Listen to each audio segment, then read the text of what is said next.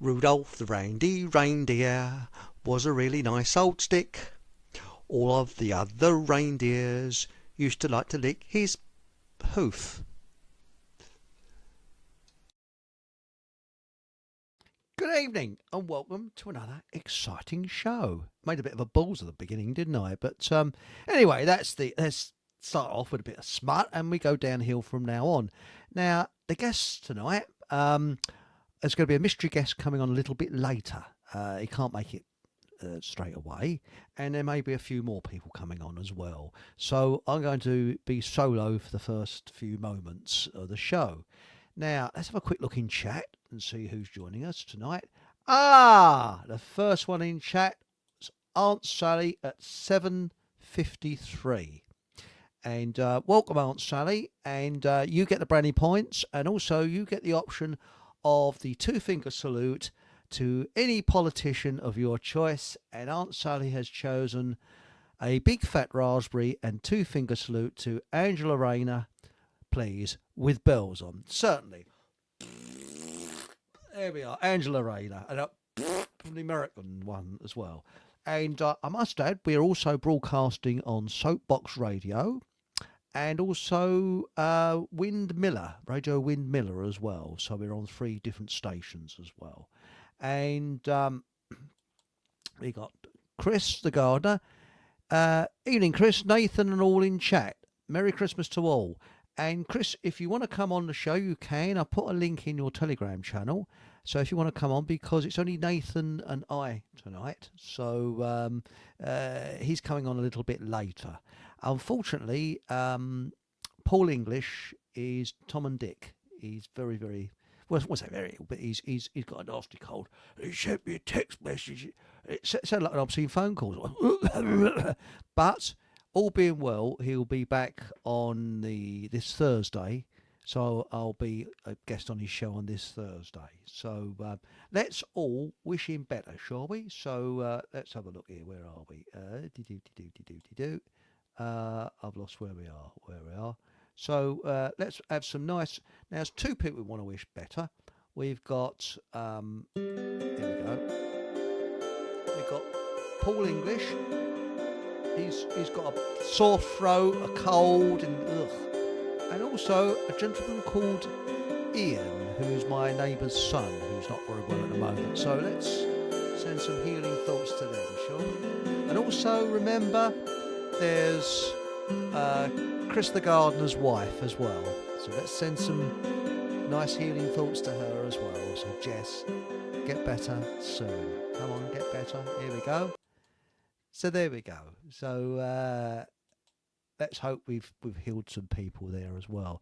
And talking about healing, I'm hoping to have a healer on the show and see if we can do some distant healing. It'd be a rather interesting experiment, won't it? So hopefully that'll be coming up in the new year. I can't promise anything, but you never know, you know. Now it says here, only the last brief seconds of that joke showed on the screen, to be honest. Do you want a quick flash of it again? Yes? No? All right, then I will then. Okay. So here it is, the smutty gag again. Rudolph the reindeer was a really nice old stick. All of the other reindeers used to like to lick his hoof. Yeah, so I couldn't think of anything to rhyme there. It's difficult, isn't it? You know, no, it just couldn't get it. I just don't know. So there we are. I don't think I really want any suggestions. Thank you. And it's good morning, Stig. Morning, and let's think. I think you're ahead of us. So you get to Boxing Day and Christmas before us. So it's Boxing Day morning in New Zealand, I would say. Yes, it's 8 o'clock in the morning, I would say, where you are, if I'm correct. Sue Sparkle, hello everyone, looking forward to the show. Yeah, oh, that's good, thank you. Laugh out loud, thank you for being so obliging, Chris. Expertly, thank you so much. Yes. I dreamt that up myself, actually. And we got Merry Christmas all. Hello. We got Patrick. Reconciliation. Hello, Eric. Hello, Patrick. I've sent you a link, by the way, studio link. Um, we've got Evening Lads and Lasses, Jojo Gizmo, Paul Green. Hi, hope everyone's well. Almost didn't make it. Whoa, needed a note from your parents if you didn't. Shelley Tasker. So, good evening, Shelley. And we've got what is the most effective way to quit being vegan? Cold turkey. I did hear this is true apparently. What's the state, Patrick, in America? They're big beef eaters. I think is it Texas? I'm only guessing, but I know it's one of those, and it was all sort of rednecks there, and a vegan went in to a cafe and said, "Can you recommend?" It's an English person. Apparently, this did happen. She said, "Can you recommend anything for a vegan?" And the woman, the waitress, says, "Yes, the next bus out of here." I might be able to get on for the second hour, mate, but I'm pretty shattered. Oh, don't worry, it's okay. Nathan's coming on. Still aching from taking down that tree on Saturday. What? Ah, that's why the Christmas tree was missing in Trafalgar Square. Ah, that we got it now. Yes. Good evening. This is Paul. Evening, Paul. And we got Salt Lick. Yes, it could be. That might rhyme with the Rudolph the Reindeer. Yes. Louise. Hello, everyone. Happy Monday. And Patrick said, Texas folk eat beef. Yes, biggest cattle farms in the country are there. And I discovered today that in Texas, if you live in the towns like sort of cities like Austin, the taxes are sky high. But if you live in the countryside of Texas, they're dirt cheap. So that's interesting, isn't it? And your taxes in America are similar to the taxes over here, although I don't think they're as bad as here, you see. But what I'm interested to find out is with Christmas, all right, it's for children, mainly children like it. When I say that, it's a celebration, it's a Christian holiday, and also children like it as well. But what about those of us that are on our own? Now, I've been on my own for the last every Christmas since 2010, and people say, "Oh, how do you deal with it?" Well, it's like everything else. I mean, 2010, my father died, and he died but he was in hospital in December 2013. No, sorry, he was at home. Correction. So it was 2011 was the first Christmas I had on my own, and it wasn't nice. But I gradually got acclimatised to it, and 2 years ago wasn't particularly good either. But quite honestly, if you get yourself busy and you're busy around, but I'll be interested to find out in chat how many people are actually on their own with no family whatsoever on Christmas Day, because everything is family orientated. You know, people say, "Oh, you're preparing for Christmas, you're doing this, you're doing that, what's that?" But if you haven't got a family, there's advantages and disadvantages. Maybe at Christmas time the disadvantages, outweigh the advantages. And as Paul said, you've got to love your own company. Yeah, I'm on my own most of the time, actually. I doesn't bother me that much. You know, I'm in my own company most of the time. I like working alone if I'm doing any work. And if I go anywhere, I'm generally on my tard. But the only trouble with being alone is you can easily drop into the slot of becoming selfish, because the only person you've got to think about is yourself, really. And again, it has advantages and disadvantages. The weirdest thing is on Christmas Day, or actually on was not Boxing Day, but the day after Boxing Day. This year I'm hoping to get my push bike out and have a cycle round, because it's going to be rather mild. And I know I did that a couple of years back, and it was weird. I felt like Omega Man. It was deserted. Not a soul around. Nobody. Nothing whatsoever. When I say nothing whatsoever, there's hardly any cars. Perfect time for cycling.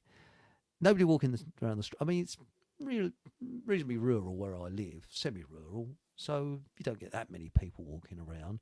But as you get further towards the town, there still wasn't anybody around. And as Paul said here, I'm on my own this Christmas. Normally, I'd go to my mum and dad's, but they're both in a horrible care home. Oh, I'm so sorry to hear that. I really am sorry to hear that. This is one thing my parents never went into. Luckily, they didn't go into a care home. I looked after them. But that's something, that's a big dread. And, Jojo Gizmo. Hello, Jojo Gizmo. I'm on my own, and I'll be hoping to get out for a bike ride too. Yes, because the weather forecast said that it's going to be about 15 degrees. 14, well, they said 14 to 15 degrees. And I'm open to ride up the Lee Valley Park and get abducted by aliens. No, it will be a bit creepy because it's going to be an overcast day, and apparently there's been many Bigfoot sightings in the Lee Valley. So if I see Bigfoot, I'll have a camera ready. But no, it's sort of it's creepy, it's weird, but it's nice in another way. It's very, very strange, So, so there's two of you, Paul, you're on your own, and Jojo Gizmo. Yes, it's funny when you don't have any family at all. As Chris said, me and Jess spend a lot of time on our own. I spend most of my evenings in the shed, while she sits in the lounge. However, we're really close.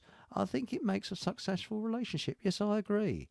And if I met the miss right now, we would probably spend time alone because we've been so used to being alone that you have to you have to be used to catering for another person. It sounds a bit odd. It sounds a bit, I wouldn't say selfish, but it's But the only thing I don't like about Christmas is this kind of rubbing it in, because it can be lonely for some people, and I feel very sorry for people out on the streets who are in the streets, although they reckon that the Salvation Army take them in and things like that.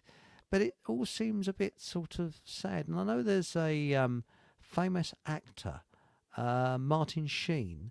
He and his sons, they on Christmas Day, they go to a soup kitchen and they serve soup to the poor every Christmas. And I think that's, pat him on the back. I think that's a lovely thing to do, because he said he's been lucky.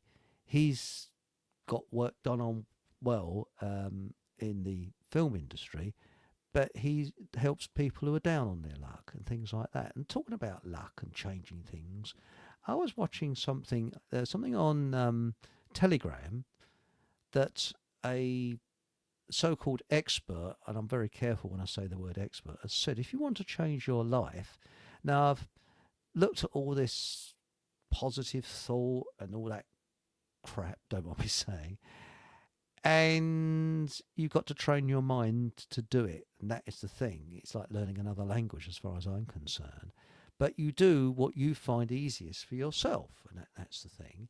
So this chap said, brush your teeth, if you use your right hand, use your left hand. If you use your left hand, use your right hand. And then wake up in the morning and say, it's going to be a great day. And then look into the mirror and love yourself. Then your life will change. Will it? But do you want it to change? You might be happy the way you are. I mean, some people are worried about being in a rut, but doesn't bother me if I'm in a rut. If I'm in a happy rut, I'm quite happy, And Patrick said Martin Sheen took his name, Sheen, from Bishop Fulton Sheen. It was not his birth name. That's right. He's Spanish, isn't he? I think he's half Spanish, half Irish. I could be wrong on that. And his real name, somebody did tell me, but I can't remember what it was. But I like him as a person, actually. He seems quite a pleasant character. And and Patrick says, I'll be going to Mass on Christmas Eve and Christmas Day. Oh, good for you. That's great. There's the midnight Mass as well that they have, I believe. I'm not religious, so I don't go to church, although I've often said that my church, I like to believe I'm spiritual, but it's for other people to judge whether I am or not. I think to say myself, oh, I'm spiritual, is maybe, I don't know, but it's for other people to judge. But my church is beautiful trees, flowers, and nature on a spring or sunny day. You can't beat that. And really, it's also the energy that you put out, positive energy or negative energy. And if you put out positive energy, because like attracts like, and my belief is if you put positive energy out, we all get down occasionally, but, and Paul has said, my lovely friend Marlene pointed me in that direction about being positive about yourself. Tell yourself you are beautiful. Tell yourself you are perfect health. Say anything positive about yourself. Yes, I agree. And one thing, my father, he was always positive. And even when he was on his last, he was still making plans for the future and positive. And he went through hell during the war, but he never mentioned anything about death in the aftermath. And he never sort of said, I ain't got many years. Or anything. That's what some people say as they get older. Oh, I ain't got many years. Never said that. I never heard him say that once, because he survived so much during World War II that every day was to him a bonus. So he lived every day as a bonus. And he was always generally happy-go-lucky. So, and I agree with Paul, Chris the Gardener says, if you can't love yourself, you're no good to anyone else. I agree. And you've got to understand yourself before you can find it. Some people like to be single, some people don't. But I've always had it in the back of my mind that one day I will find this person. But I think that everybody is looking for a twin. It sounds a bit weird, but they reckon that, and Paul said 100% spot on, there's this sort of thing that we're looking for our twin. Maybe we are. I don't know. But I know that John Hamer found his right lady and they're now married. And I can let you in on this because I spoke to John the other day. And I know that Karen, his wife, said to me that I think she saw Spiritualist or something like that. And apparently they knew each other in a previous life. So there we are. That's interesting. And Paul said, the elite parasites do their best to divide and conquer us and stick labels on us. By being positive, you are taking down those barriers. I agree with you. All I see on YouTube is, it's worse, it's bad, it's going to be terrible next year, this is going to happen, that's going to happen. If we just go to powers that be and say, no, you're not going to depress me. Because the more I've looked into this, now, I wonder if anybody else has... I never thought I'd think along these lines, but I am now. And you might think, this is a bit crackpot, I'm going to say. I'm beginning to question whether nuclear weapons actually do exist. Yes. And because radiation poisoning, yes, radiation exists because it's you can get natural radiation. For example, in Cornwall, there's natural radiation coming up, and they have to do something to the houses, to the foundations, to ensure that you don't get radon gas coming into your house, which is very, very dangerous. But I actually wonder whether the Cold War and all this was just literally fear started up to control people. Pardon me.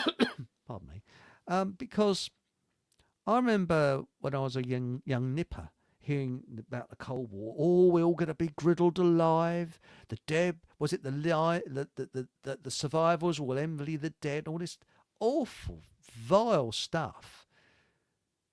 But let's face it, on the law of averages, if nuclear weapons did exist, some silly sod somewhere would have pressed the button by now. And and I remember when the Berlin Wall came down, they said there's 100 suitcase-sized nuclear bombs that have gone missing. Oh, really? Oh, really? Where are they? We're still here. you know. Now, Chris the Gardener says, Paul, I analyse everything I do. I screw up sometimes. Yeah, I do. We all do. But it's by screwing up things that gives you wisdom. But I'm honest with myself and try to learn from it. I accept my weaknesses, but work on myself to overcome them. Yes, we all have weaknesses. I mean, let's face it. Sometimes when you're on your own, you get on your own nerves. You go, oh, bloody hell. Now, Paul says, I don't believe nuclear weapons exist either, Chris. They are just used to install fear. Lose the fear. That's right. That's right. And we've got DJ B2 says, Merry Christmas, everyone. Yes, Merry Christmas, everyone. If you are into that, laugh out loud. Yes, well, why not? But really, I like what Nathan did. He actually gave Christmas cards out to strangers. They're lovely. You just sort of go, yeah, good Christmas cards. And I think that doing little random acts of kindness like that, it makes you feel good. It makes the individual. I will do not give to charity. That's one thing I do not give to is charity. I will give to some poor sod sitting on a street corner. And I'll give to someone that genuinely needs it, but not to charity. Because I don't want to pay for the director of that charity's brand new BMW or whatever. I might contribute a little bit to a very small charity, a very small one-man band charity that's trying hard. But my attitude towards charity, do you know any charity, big one I'm talking about, I'm not talking about small ones, they're totally different, that has actually stopped their work because they've solved the problem they were set up to solve? Now, Aunt Sally's come up with an interesting one. Christmas cards are clutter. I only like to receive them from people I don't see often. Yes. Well, this year, I mean, I don't have anything to do with my cousins, quite honestly, because I've got nothing really in common with them. And the reason I don't have anything to do what's left of them is they seem like a clique to me. And I'm left out, so I think sod 'em. I mean, my godmother died during the height of the lockdown, and as my auntie, and she was, well, the cemetery where she was buried was not that far from me, it's only down the road, and I was told by her daughter that she died, but I never got an invite. I never got, I not, all right, there was only, was it 30 allowed at a funeral at that time, but at least I could have sent flowers, but I got nothing from there. So my attitude, if they're too ignorant to send me details like that, no way. And I haven't received a card from any of my, what's left of my family, which I have nothing to do with whatsoever, at all this year. So that's quite nice. So my rubbish bin is rather empty, so I'm rather pleased with that. But DJ B to us said, organised charities are a con. Yeah, I agree. My cousin runs one, and he is a soulless ginger beep. Yes, yes. And what gets me is they have professional shop fitters in, doing up all the fronts of their charities and things like that. I mean, there used to be a good one near where I lived, and you could do a deal with the people in there. Say they say, oh, that's £5. Say, will you take a £4? Yeah, all right, we'll take that, or something like that. And I got some real bargains in there because most charities don't accept electrical goods, and they used to sell. I got a slow cooker in there that was brand new, literally brand new for £4. Got loads of other things in there, and they were really good. Now Paul says, I do acts of kindness in supermarkets. Well, I do things in supermarkets, and I'll go on to that a little bit later. By paying a pound on occasion to someone else's shopping, and it's amazing how nicely that is received. Oh, isn't that beautiful? That's lovely. Well, what I do, between you and I play a game called Farting Down the Aisles, see? And what you do is you can start at one end of the aisle, and if you break wind, see how long you can go whilst breaking wind, you see? And the other one is go up to the fruit area, pick up an apple or something like that, and if you've just broken wind, go, "Pah, it stinks." You see how many people, they go, "Oh, oh, it does pog a bit, Now, now what we got here? We got here where we're all messed up. Finding a level of foundation works apparently, says Hachi Hachi, until something else does one a wrong one. Yes, yes. And we've got here. I don't trust charities. I give to local ones organised by local volunteers, and I know that you help doggies, which is very kind. And sometimes what I see on Facebook makes me choked, that aren't paid and are volunteers. Yes, that's people I like. They're genuine. There are some really good people out there. I agree with you. And I'll tell you something, Aunt Sally, that cockapoo there, I've never owned, well, I don't like, no, you don't own a dog. A dog decides to be your friend. That's the way I look on it. That cockapoo that's been ill-treated, I saw the write-up, and I'd bite my lip. I couldn't have a dog, but if I had one, it would be that cockapoo. What a lovely dog he was. And he said he loves cuddles. He hasn't been shown any love in his life. Sorry, it's choked me up thinking about it, But no, it's too much looking after with the dog, I find. I've never say, but I do love animals. Now, this is what you're saying about, was it? He runs a charity as a tax dodge. That's what it is. It's all a bloody big tax dodge. And it's like these foundations, isn't it? These foundations are a tax dodge. Because if you notice, these big wigs that raise money for charity, they never put their hand in their own bleeding pocket, did they? Oh, he's saved many £1,000 for charity. Yeah, how much did he cough up? Bugger all. Yeah, and it's all, and I actually think a lot of these charities, the big ones, it's a way of psychopaths showing a false niceness.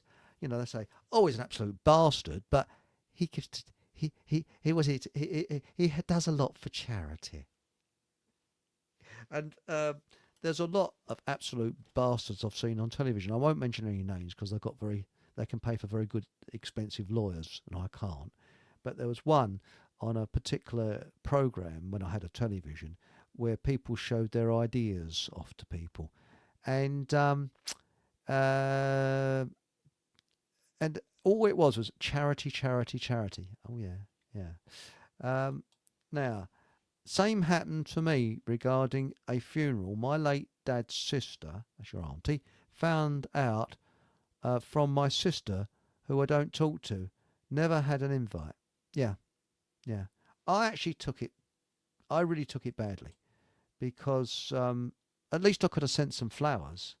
And when my relative came on the phone, just waffling on about, can't wait for the old to come out. That was slightly before it was you could get it. And as my cousin had just lost their parent, I decided to just bite my lip and go, But quite honestly, it's beyond ignorance. My godmother as well. That's who she was. So that's it. Yeah. Now, it says, when I go online and look at the accounts of those big charities, it's a real eye-opener. Yes, the British Legion is one as well, Royal British Legion.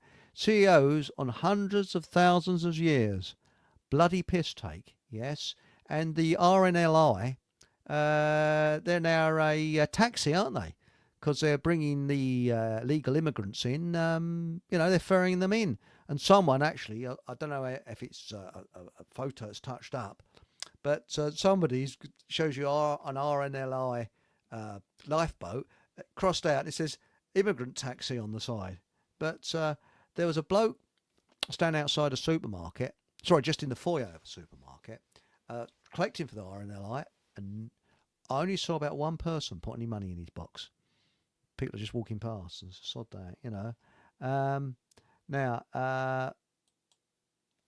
I agree with DJB2. Charities are a con indeed.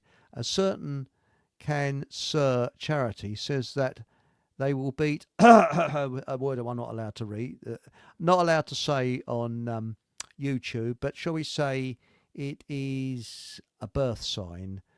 I think it's the 7th month in the year, because they won't. They get billions in donations. That's right.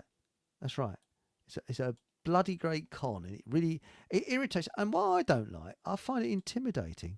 I mean, once upon a time, you had people coming up to you. So, will you give? If someone comes up to me and asks me for money, they can sod off as far as I'm concerned. I was walking along the other day, and a woman came up to me and said, "Excuse me, have you a pound? Can you spare a pound?"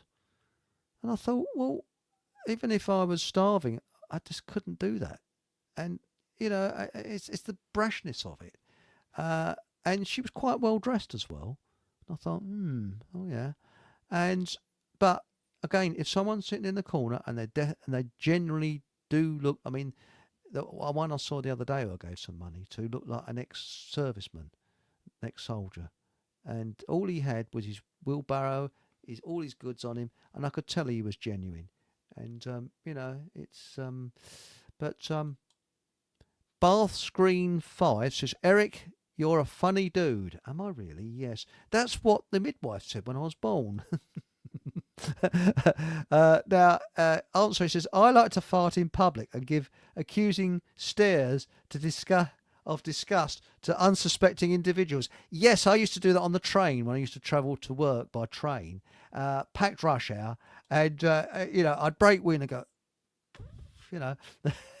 I don't like charities either. I would rather help someone personally. Yeah, that's the way I look on it. And do you notice there was a time when I haven't had a television since about 2010. That's when I got rid of my television. My father died, and before then, so all my television knowledge is before 2010. And there used to be obsessed with charities. Oh, we're doing this for charity, that for charity. And there was one where there was a girl that was running around she used to go by helicopter to different places. And back in the studio, people used to try and give clues, and she had to find something. I don't know. But what was that? No, sorry, I'm getting muddled up. There was another program where, that was it.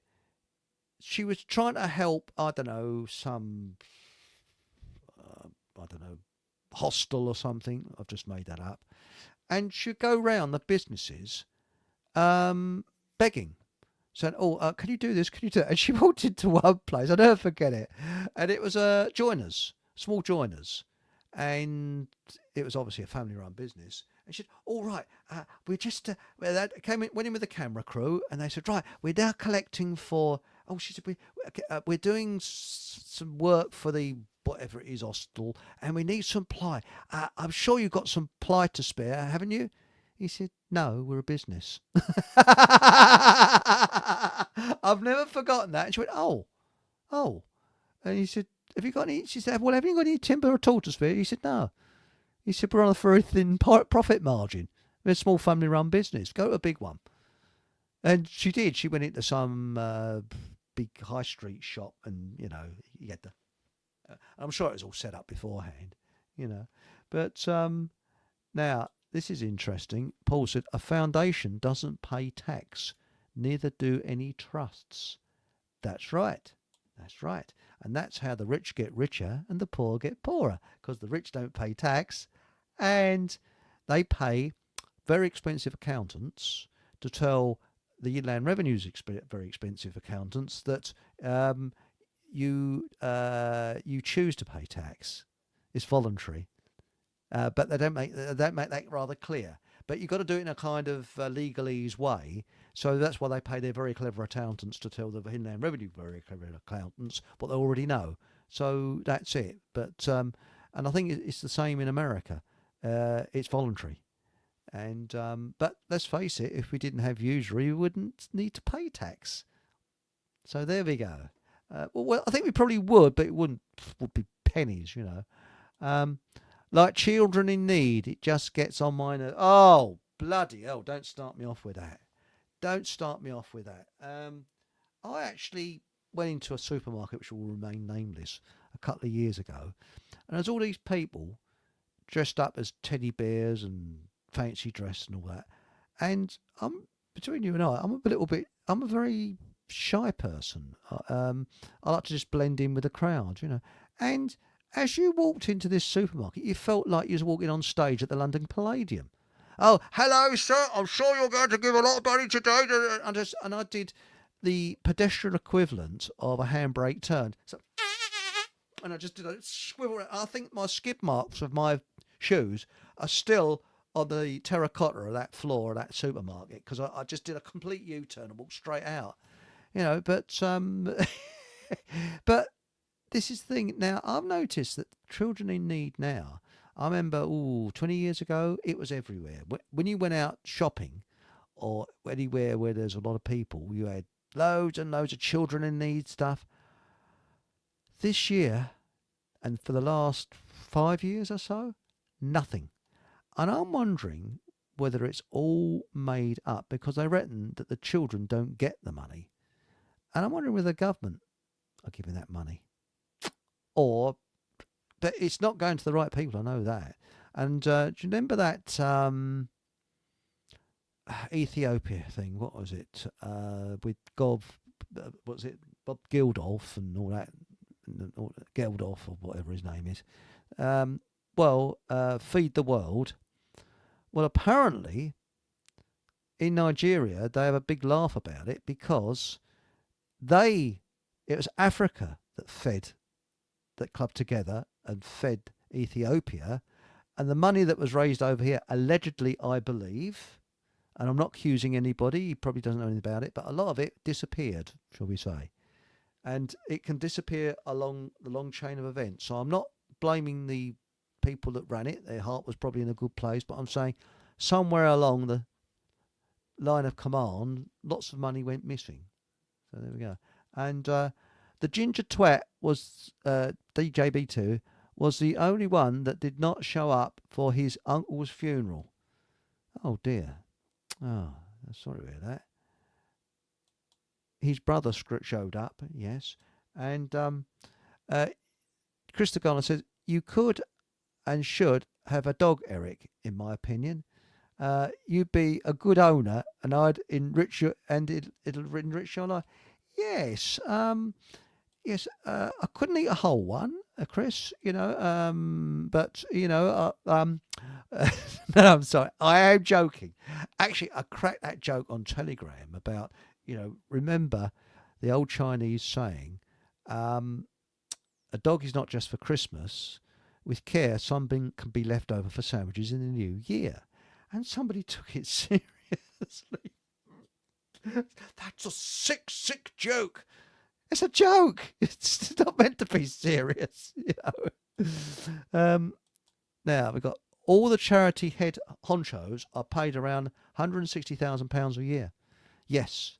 Well, I actually work with. I mean, as you probably do or do not know, I was freelance in the profession I was in, and I worked with a heating and ventilating engineer, and a contract came up. I won't say what charity it is, but he went as a charity that wasn't far from his home. And he thought, I think I'll go for that. And he went along for the interview. And when he came in the next day, he said he'd never been so disgusted in all his life. He went along to this charity and he said the carpet was everything. It was dripping with money. And outside, there's the latest cars, BMWs. There's all these yuppie types all walking around with their crisp suits, Armani suits and all that. He said, it's like walking into a bloody palace. And he said, under the principle, he said, no, I didn't take the contract. He said, it's just under the principle. Because this place, not only, again, I won't say what charity it is, it was a children's charity, but they owned a lot of property. And they needed a heating and ventilating engineer because they had a lot of industrial property as well. Good God. Now we got DJB2 says, Gingers, there are many in my family who do not take offence. I do not dislike all of them, only this one. Laugh out loud. Yes, well, it's like, I think sometimes they try and keep families together, but sometimes families are best apart. I mean, my sister, I don't know whether she's still alive. I don't know.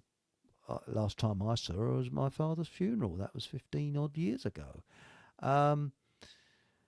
And she is as like chalk and cheese to me. She's never liked me. So that's mutual. And quite honestly, she is making me ill. And I think that sometimes it's best apart. You can sort of divorce yourself from family. And I actually think that friends are often far better than family, because when I came back from my dad's funeral, I was feeling very, very down, and the phone rang, and it was my mate Dave Starbuck on the phone, and he phoned to cheer me up. Unfortunately, he's passed away now, but no, and I've never forgotten that kindness. That he phoned just at the right time. I was pretty down, and now it says here, where are we? I love gingers. I have two grown-up ginger children. Yes, my neighbour has a ginger Tom called Tiddles, I think. Hello, Robert. Christmas is frankly an inconvenience to me, and lost its lustre and appeal with my mother's passing. Same here, it was with my father's passing as well. It could be argued that it never was the season of goodwill to all men. Yeah, yeah. And every year, Robert, do you find that you say it's less Christmassy? Less Christmassy. And it is. It's less Christmassy. I mean, I remember we used to go over my uncle's. This is when my grandparents were alive. I'm going back quite a long time now. And my uncle, do you remember those seats that they came out in the 1960s that had an arm that's sort of, how can I explain it? Seats have arms, not all of them. Some are armless if you don't walk into it, and they sort of the 60s style seats where you had an arm and then it went down, along, up and down. Well, what happened? Sorry, I shouldn't laugh at it, but I can now. And if he's looking down, I'm sure he'll laugh along with it. Um, we was all given a trifle, you see. I was ever so young. And, oh, God, a nice trifle. So like a soppy sod, I put it on the arm and his seat, you see. And the seats in those days were all sort of plasticky, weren't they? I wish I could describe this 60s type seat. There's a name for it. I can't think what it was. But anyway, what happened? The bloody trifle slid down the arm and onto the main seat. And my granddad came and sat in it.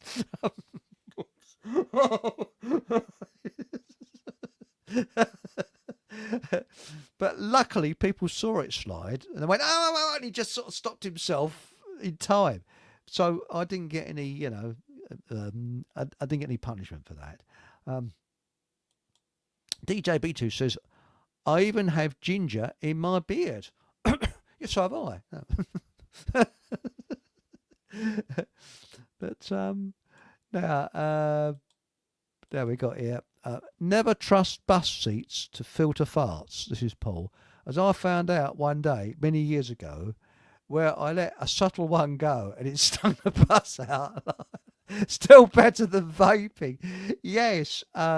Actually, when I was in Greece, I actually cleared a museum, one of the rooms in the museum there. And I went to Greece on my holidays, you see, and well, my cousin used to live there. He's English, but he married an Italian woman, and they went and lived in Athens for some unknown reason. But anyway, that's another story. So I got invited over to see my cousin, you see. Unfortunately, he's passed away now, and so has his wife. And I was in this museum, and obviously I'd had the, when you have a change, the water's different, and I've had, the old Greek shish kebab and all this, that, and the other. The old stomach's going. I was walking around, and it was one of those situations. Should I chance one or not? Because I might have a laundry problem. But I chanced it, and luckily I was okay, and it was a soft killer. But, even the German tourists, what the bloody hell is this thing? So if you want to stink a place out, it's a Greek shish kebab. That's what you need to have, Now, Reconciliation says, here in America, the National Football League started as a charity and only in the recent few years stopped being a non-profit taxable organisation. That's interesting. I'll tell you something else, Patrick. I was going to ask you. Remember the Confederate Air Force? Now, the Confederate Air Force, I thought was a bloody good name, a good idea. They've changed their name. And also, if you join them, I mean, you didn't have to be a pilot, but I think, if you became a member, you automatically got the rank of colonel. Sounds like something out of Fock and All, doesn't it? And so you could put on your colonel such and such a Confederate Air Force. And I think it's political correctness. It's been stopped because you can't call it you don't call it the Confederate Air Force anymore. And I thought it was a bloody good name. I liked it. Um, now, and Patrick says, Merry Christmas. Yes, yo ho ho. Merry Christmas. And history tells us where we're in trouble. This is Hatchy Hatchy. Don't take an Elon Musk or a rocket scientist to tell us to look at the mouth organ. Yes, yes. Now, Aunt Sunny says, the beggars where I live say good evening outside my local co-op. They are druggies and not homeless. They sit there in a sleeping bag but don't sleep there. I'll give them a smile, laugh out loud. I'll tell you the other one, they always have a dog on a bit of string, don't they? A sad-looking dog, in this. But I do feel very, very sorry for the ones that are genuine, that are out on the street. And I think that's very, very sad, because there should be nobody homeless anywhere. I mean, it's all right if you're in the tropics, you can be homeless there, and I suppose you can survive all right, because, I mean, there's enough stuff you can pick off the trees and things like that. I mean, I might be talking out the back of my head, but there we go. Anneka Rice, that was it, yes. What's happened to Anneka Rice? Is she still on telly? I don't know. I mean, is she sort of, don't know, is she on a Zimmer frame or something now? I haven't seen her for years. Is she around? These people sort of drift off, drift on, drift off. And Robert says, I no longer view charities with any empathy at all, nor do I. Having found out just what goes in regarding the funding and distribution of these corporate organisms. I won't say, organisations. You're right there, Robert, because I tell you what gets on my bloody nerves, and there's the biggest sodding rip-off ever, and that is foreign aid. Foreign aid goes to El Presidente. That's where it goes. It doesn't go to the poor sods on the ground. And what gets me, they're sending foreign aid to China. Yeah, China. Just look on eBay, see how much is manufactured in China. And they send it to India, that make out they're sending rockets to God knows where. India. Now, there is a lot of poverty in India, yes. But there's also a lot of richness in India. There's a lot of rich people. But why are we sending foreign aid to those countries who I personally believe don't need it, especially China? But this is what gets me. What's going on? But you look at these poor countries. Now, they talk about Africa being poor. You think of all the resources that Africa's got. And I think it was Paul English that said, sorry, Paul, if you're watching, I got you misquoted you, but if they abolished usury and they arrested all the usury scammers, and let's face it, if we all think positive on those lines, it might happen. We just keep thinking about it. A fraction of the wealth of the Rothschilds could make Africa the place to be, and these third world countries. Because apart from, I think Chad is the poorest country in Africa. I think it's got apart from sand, it hasn't got any resources at all, I don't think. But when you look at the enormous resources, now I'm not talking about exploiting those resources, but helping a hand. To me, it's like being in a lifeboat. Someone's in the water, you give them a hand up and you help them up. Just think about it, how rich people's lives would be enriched. Because since I was a kid at school, it's upset me. All you see is starving, barefoot children in Africa in rags. It shouldn't be. It shouldn't be. And we send foreign aid to those places. Yeah, and you see the bastards in power. They're driving around their Mercedes-Benz, aren't they? El Presidente and all those people. So, there was a chap. What was his name now? I'm sure he was bumped off. He had a heart attack, an arranged one, I think. Was he the president of Uganda, was it? But he was a good politician. You could see it. I always think you just look at their eyes. He had kindness in his eyes. And he didn't last long because he was good. That's it. And I think there's a lot of people reckon he got bumped off, you know. So I've had my rant for the night. Sue Sparkle, to be honest, he was a wrong un since he was young, a psycho. I guess you're talking about your relative, DJ B2. Then we got Robert Dawes. Robert says, Challenge Annika was the program you're referring to. Yes, I remember that. Yes. Did you find it sometimes cringingly embarrassing? I'll tell you what I found the most cringing show on earth, and that was Cilla Black. When she went along and sung a shillogram, and she went to a building site, and there's all these hairy-ass builders, you know, with their trousers halfway, you know, with their low-cut trousers at the back, all like this, and they had to sing along with the song. It was shit.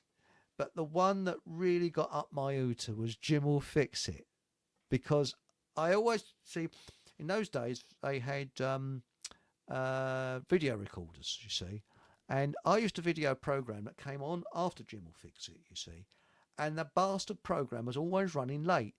So when I got home, I'd find that I've recorded about half hour of Jim Will Fix It and lost half hour of the bloody program that I was supposed to record at the end, you see. And I'll never forget it. I thought, I sat down, I put my video on, I thought, how long is this going to last for? And it took my eye.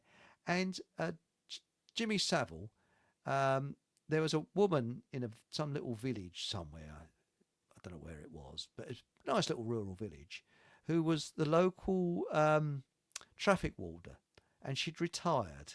Okay, so she was well loved by the people, I don't think, and she had a face like a sack of spanners, like this, and she looked at the old bag, and he said, "Oh, we've got this nice thing, request here, dear Jim, I'd like," and she wanted a motor scooter, and she looked pretty comfortably off actually. And I think it was a bit of an advert for the firm that supplied the motor scooter, you see. So anyway, next thing, you know, there's the camera went out with her, and there she is on a motor scooter with a, you know, one of those shitty looking helmets, you know, the white ones that I used to wear, like this on a motor scooter. And then the camera went into a butcher's shop, and she went in there. It's all overacted, and there's a fantastic scene where she's in there, and the butcher says, "Hello, Jenny. How are you today?" "I am very well, thank you. I am acting naturally." Anyway, some people about to go in, and you could actually hear it. They left it in. They said, "Oh, not that old bag," and pulled out of the shop. And then she was walking along the street, and then she got a notepad out. Oh, she used to love to do her own job of keeping the town clear of unwelcomed parking. You know, she did a marvellous job. I've never forgotten that. Those people, it's that old bag. And it's funny, every shop she went into, there was nobody in there, obviously been cleared. But I think the cameramen must have kept that in for a reason. I'm positive they did.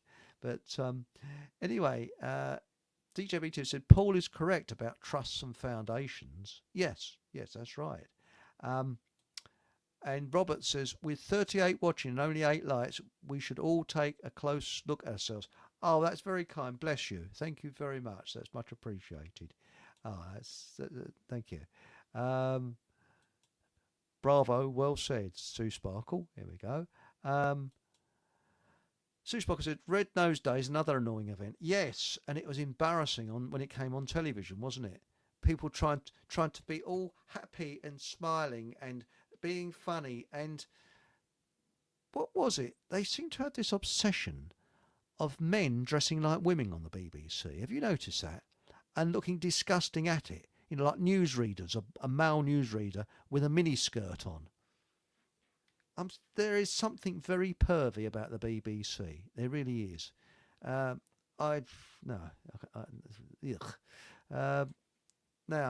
Challenge Annika was the name of that programme. That's right. And hang on, we are joined by someone. Who is this mystery guest? It's Nathan Von Campus. Hello, Krampus? Nathan. Oh, yes, Krampus. Campus. Krampus, Are the evil monster. Krampus. Sorry. That's the one. Yes. You must excuse me. I haven't been right since my wig came back from the dry cleaners. Is there something wrong with your camera, mate? Yeah, there is. I've got a massive headache and I'm sat in the dark. I'll take it at sunset. I understand. Oh, it's very kind of you to come on. Was it me that gave you the headache? Oh.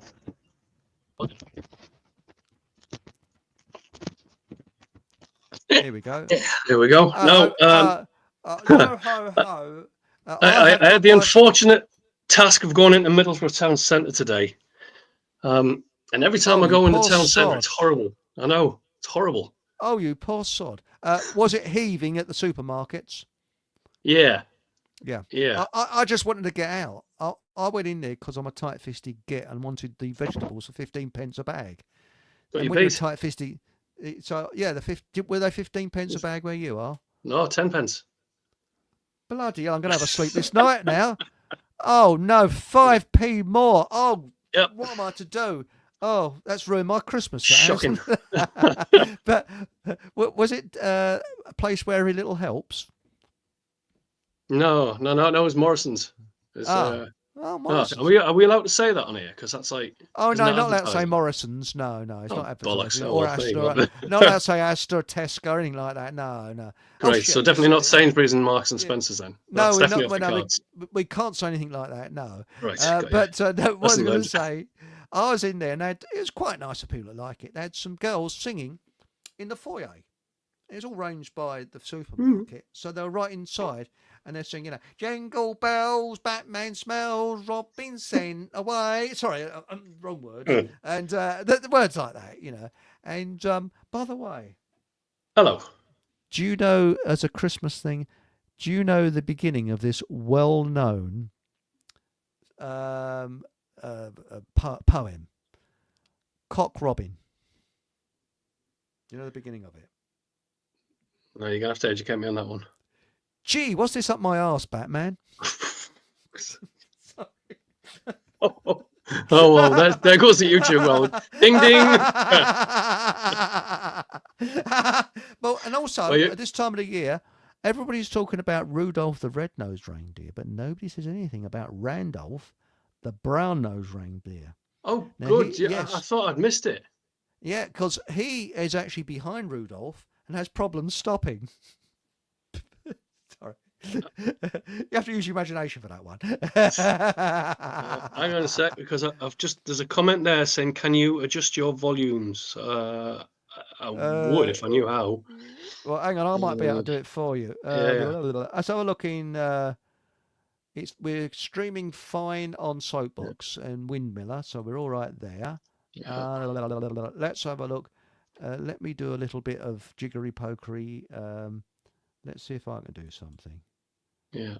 Right. I'm a bit close to the screen, maybe. I'm edging my sound down a bit. Is that better? That might improve for you. I don't know. Yes. And but no. Unfortunately, Paul English couldn't make it tonight. Okay. I don't know. Steady on. Actually, he's Tom and Dick tonight. He's got a sore throat. He sounded like an obscene phone call, actually. He's like, poor sod. So we wish him better. Now it says here, Paul is correct about trusts and foundations. That's right. And Robert Dawes says, with 38 watching, only 8 likes, we should all take a closer... Oh, sorry, I've already read that one out. I know. Yes. I'm at a difficult age. You and me both. Look at Band-Aid, all them billions, and they're still starving. Oh, by the way, I'm going to put something on. It's going to come on my Telegram channel about a bloke who says how you can change your life for the better. And apparently, you brush your teeth with the opposite hand that you use.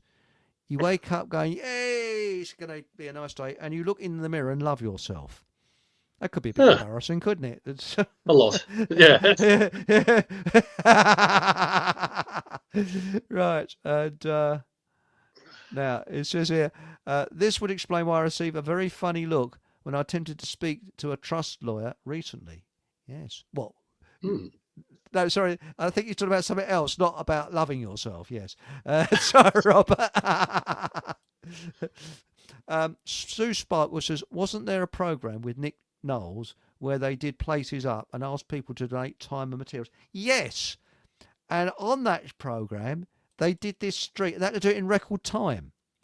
And they did it, and they showed you a year later, and all the grass and shit is all going through because they did it so fast. They did such a huge bodge up of it. The whole street, you couldn't even drive down it. It looked like, well, it looked like somewhere in Soweto, you know. All this. So I want to pick up on something here, because when I came on, I mean, you've got some real hateful people in your chat, mate, and we need to address this. We need this is an important one. So what's with all the anti-ginger sentiment going on in the chat? Let's. You're not ginger, are you? It's not very Christmassy and festive, is it? I'm a ginger. Yeah, I'm a ginger. I'm going grey, so Oh, you really? I've earned those grey hairs. To be fair. Yeah. Yeah. Because when I was born, I was blonde, and my hair sort of went darker. So after about a year or so, but my mum said I was actually blonde when I was born. Yeah, so, but I did have a temporary phase of being blonde, but it wasn't really through choice. It was somebody I was with at the time decided that blonde hair dye would be a great color. This is going back to when I was about 20-year-old or something like that. Oh, I can't remember. hell. It was a long time ago. Yeah. Do you remember? Is it? I forgot his name. Bobby Festo or something like that. With the bright yellow hair. Yes. I can't remember the rhyme, but my God, I took it. Took all the stuff off, whatever the hell it was. And it was just bright yellow, and I said, I can't. I just can't. I can't have that. It was horrendous. I looked like a lemon top or something. It was it had to go. It's very, very bad. I bleached my hair, and you can see what's happened to it. A little bit too much bleach there. Too much bleach there, yeah. But I like this what Register Skeptic has said. He said Bonio is minted. Yeah, he is. He's absolutely rolling in it. Why does he wear those poxy glasses? Have you noticed those real weird glasses? I think it's pretty much because he's the head of the Illuminati, and I shouldn't have said that to you, bollocks. Yeah. Because have you noticed? It's like wherever he goes, he's always with the so-called elites, and he's always there. It's like almost hidden in plain sight. It's a little bit too obvious. And I clicked one day, and I went, it's him. Bono is the king of the NWO. Yes. So, yes, there you go. He is. And quite honestly, what I didn't like during that Feed the World thing was old, what was his name now? Bob Geldof, or Smells Off. So, give us your effing money, get your money and all this.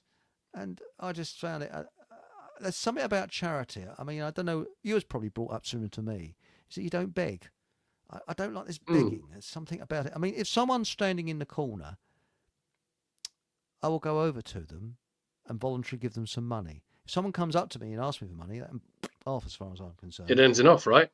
Yes. And there used to be a bloke down at Waltham Cross Market. He'd walk there and he'd just go going up to everybody, walking up, excuse me, can you spare some money, please? Can you spare some money, please? Can you spare some money? Cheeky sod. And I just find that, to me, charity shows you how society is wrong. It shows you how we do not need government, because charity, really, the way I look on it, is that it comes out the goodness of your heart for people that you know, and then the other people as well. But before charities existed, people used to rally round, and there wasn't homeless and things like that. And there's always been hobos, there's always been tramps, but sometimes it was out of choice, And we got Haji says, can anyone imagine the death pod at your local park, and a woman called Esther invites you in for a lie down? Don't worry about the children, we'll look after them. Yes. Yeah, she's got off of it a bit now because she's improved in health, hasn't she? You know, but I mean, I was going to have a. Let's face it, we was all going to have a whip round to get her over to Switzerland. I mean, I'd put a fiver in, wouldn't you? You know. Chris, we've got people in the chat saying they can't hear you, mate. Sorry, I'm like flashing through. Really? Yeah. Right, hang on. Oh, bless you, Chris the gardener. Well, I mean, you've Is got that to. is I that mean, I'm better? soulless for Christ's sake. You got to give me a little bit of love. I've got to climb that ladder, you know. Right, is this better? Can people hear me now? I'll put the sound up a little bit. How's that? Is that better? Now, Sue Sparkle says, I have 3 dogs, 2 Labradors, and a mixed terrier. You have a very strange Christmas dinner, don't you? And, oh, sorry. Oh, you've done it again. You've done it And, again. I got into trouble for that chat as well. yeah. Whoopsie. And they are better than most people. Yes. Well, do you think about it? They say dog is man's best friend. Aren't we lucky that humans don't greet each other by sniffing each other's bum? Can you imagine? Can you imagine when Mate, speak for yourself. I'm just saying, but can you imagine someone gets a knighthood and they go up to Charlie the King and he goes around, sniffs their bum and knights them? I'm saying that. I think this should be a new greeting that we should introduce to the world. Yeah. And, you know, really smack it up. But what is it? Someone said a dog gets more information from the smell of another dog's bum than the BBC gives to us. I'd say that was bang on. Actually, it's pretty accurate. Yeah, but actually, I'd invent a new deodorant for dogs called crotch smell for dogs because they sort of love crotch smell. That feel yes. Chris, mate, you got some proper fucking issues here, like. Merry Christmas. We're gonna get thrown inside a mental house or something. I think we are.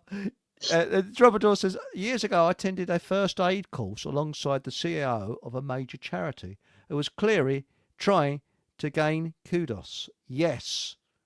And do you notice there's a charity smile? Hang on, let's try and do the charity smile. It's always sort of. Oh, I've done this. I've done this today already. Hang on. Let me try. Yeah. That's it's it. A bit, you know. Yeah. That's the best they're getting at this time of year, especially. Ugh. Well, many years ago, I was coming out of Wicks with my dad, and a bloke came up to us in the foyer. Will you give to a veteran? No, he said, will you give to a veterans charity? And I looked at my dad. I said, will you give to my father, who isn't a charity, but he was in World War II? Will you give? He just walked off. He totally put him by surprise. Well, so why should I give to other veterans? And my father's a veteran. Surely my money should go to him first. You know. It says Robert Dorr, we're okay, mate. Yes, I do hope your dear wife is okay. I hope you are well, brother. Season's greetings to you and yours. Now, Rita Hayworth was my favourite ginger. What about Ginger Rogers? Sorry, Ginger Rogers? I don't know. Hang on, I've got no. Hang on, Google search because I need to see what you look like. Hold on. Rita Hayworth.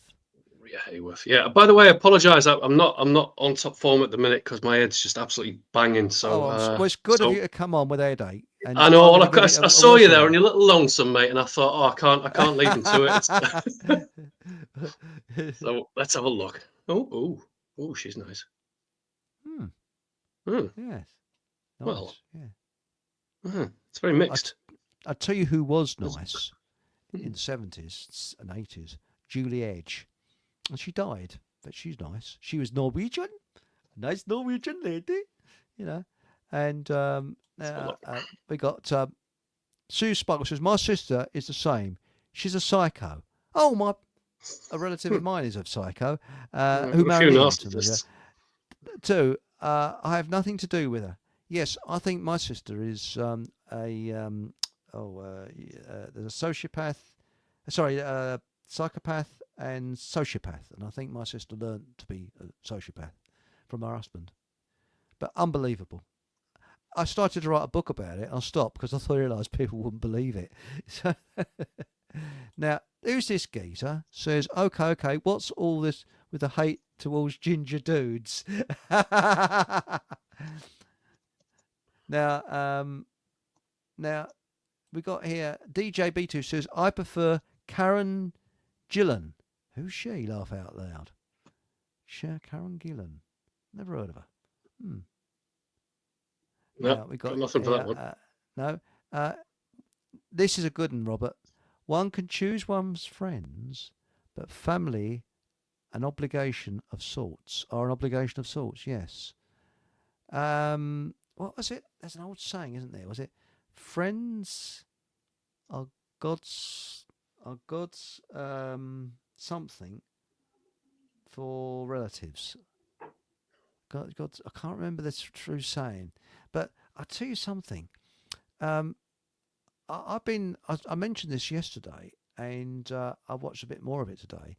There's a girl called Itchy Boots on what's the same name? Itchy Boots. Yeah. You got to get the second part right though. It's not itchy boobs, yes. is it? Boobs, no, itchy boobs. And she's on a motorbike. She goes around the world, and she's actually in northern. She's gone over the border from northern Turkey to Iraq, and it's a certain area where there's a certain group of people. Is it Pashtuan? I don't know, but there's something. Bloody Nora, what lovely people! They really are the nicest people you can. And everywhere she goes, she just have to. They just give her stuff. Street vendors, anyone can have this. Welcome to our country. And it looks clean, it looks nice, everything's well laid out, and the people are so polite. Even the checkpoints, the guards are friendly. They say hello, and they all speak English. Holiday maybe, I don't know, but yes. Now we got here. Robert says, I'm looking for a reincarnation of Rita Hayworth. No, that was a beautiful ginger one. Yeah, she was, wasn't she? Wasn't she in that film with Henry Ford? Before when she's very old, and she spoke like this, very sort of old with Henry Ford. I'm going to say it's a bit before my time, that one, so I couldn't. No, not Henry Ford. No, hang on, not Henry Ford. Oh bloody hell! He's a famous actor anyway. His daughters did acting as well. Can't remember the name of the bloody thing. Anyway, it doesn't really matter. No. But it wasn't Henry Ford because he made cars. He didn't act. Now, do you know what? Are you familiar with Family Guy? I'm gonna trigger the Claxons here. I can't actually say this because it will get you booted. But there's an episode of Family Guy which features Henry Ford, and he refers to it as the certain crusher, a certain word crusher. Are you going to call it the automobile or the car? He said, no, I was going to go with the. I'm not saying it. Yeah, yeah. Because did you know that all the Fords up to the Model T were crap, and he cracked it on with a T one. But do you know what Ford stands for? No. Found on roadside dead.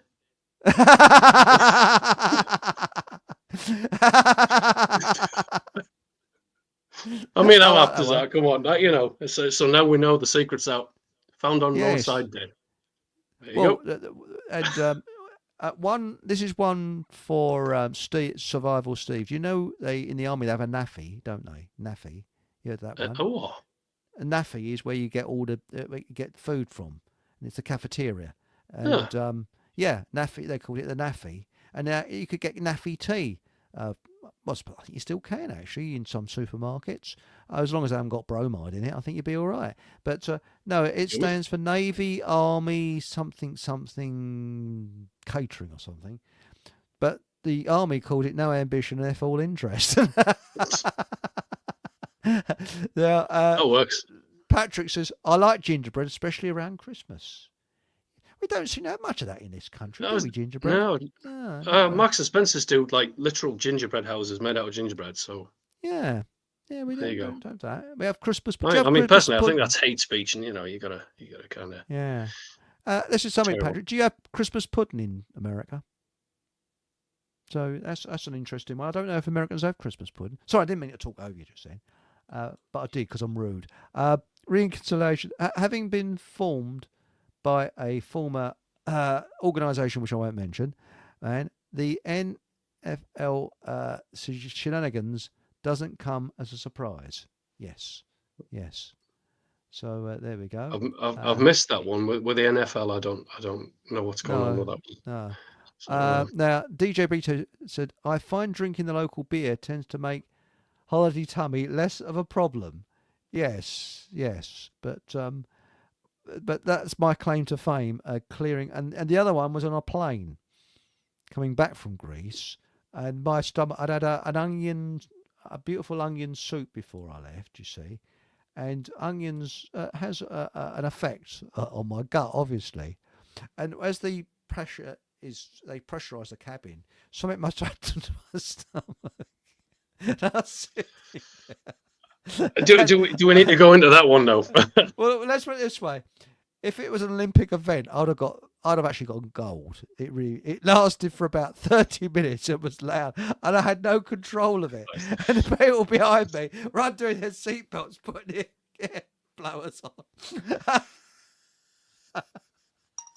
Nope. So I'll never forget that one.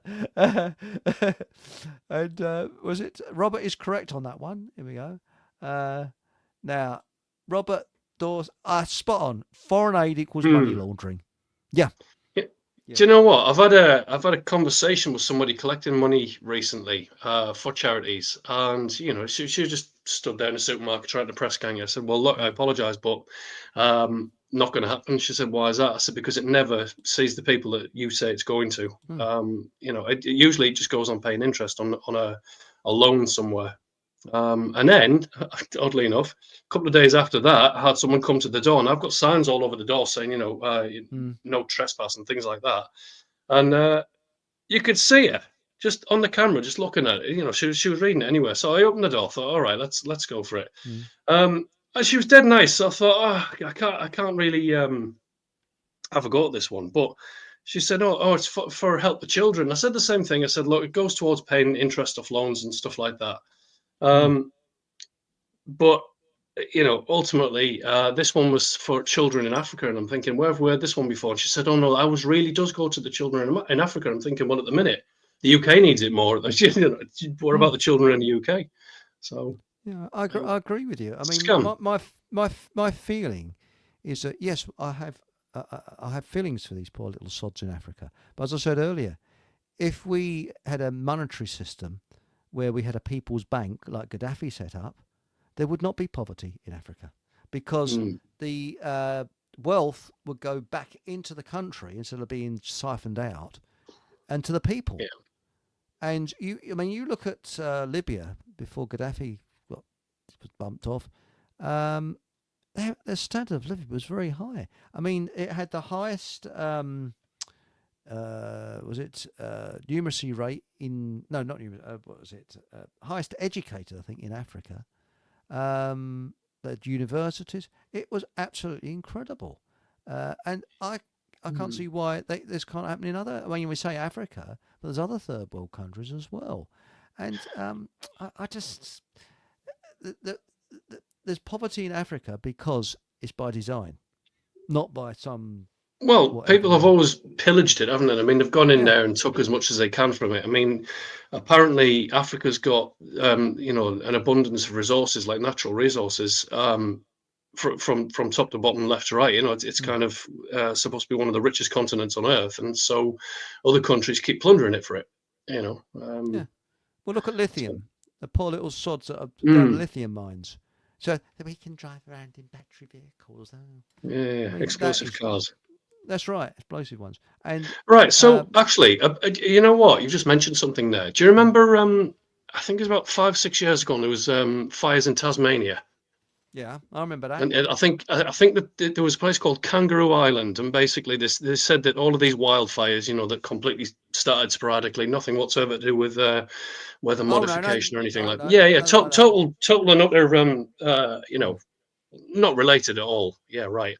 But apparently, this Kangaroo Island was a national reserve. It was a beauty spot, so they left it. But because it was a natural disaster, that gave clearance for them to go in after the fires had died down and clear everything else so that they could get access to the mines.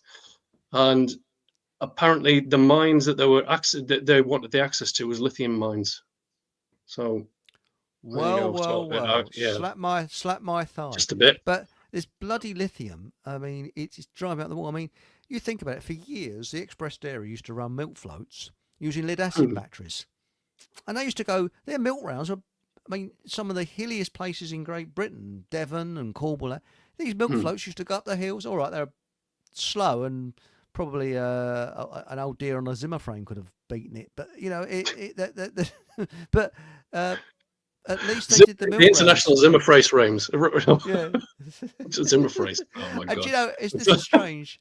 Great minds think alike, because virtually the same time as Robert said this, okay, foreign aid equals money laundering, Aunt Sally said the same.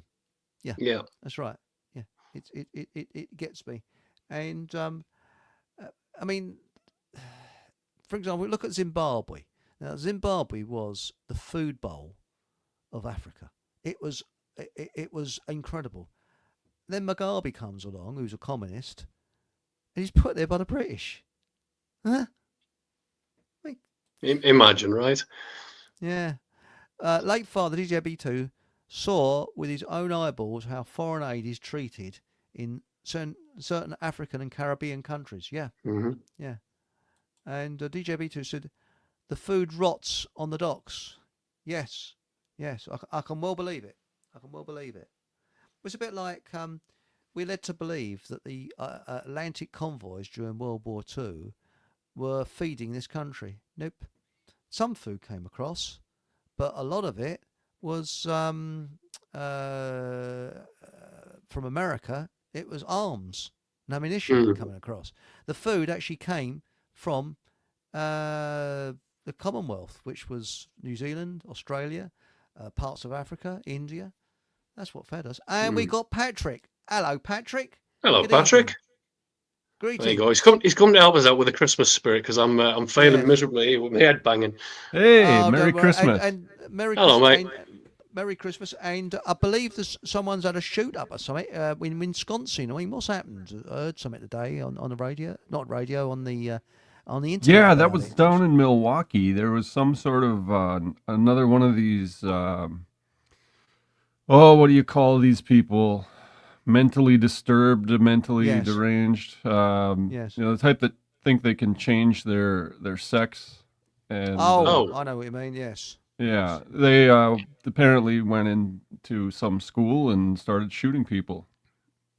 Really? Down in Milwaukee. Sometimes, though, they are hypnotists. I don't know many details about it. I really didn't care to even look into it because this is disgusting. You know, the whole situation with those kind of things. Is this recent? Is this month? It was like in the last few days. Oh. Yeah. But So I've heard a few things about it other than people who were new people that went there. I was on a show with Kevin Barrett on Friday. He called me up because his guest couldn't he had technical difficulties, and the second hour guest was from Milwaukee, and he knew some people that were affected by it, that were killed. So it's not a good situation. Not a good situation. It was in Madison. Sorry to hear that. Oh, Madison. Madison, Wisconsin, not Milwaukee. I'm sorry to hear that. Can we have by the way, changing the subject slightly, can we have a weather update for Wisconsin? Because you are part of the embassy there. Was it you're the Zulu? Oh, yeah. The Falcom Embassy here. It's exactly 0 degrees. Really? Yeah, Celsius.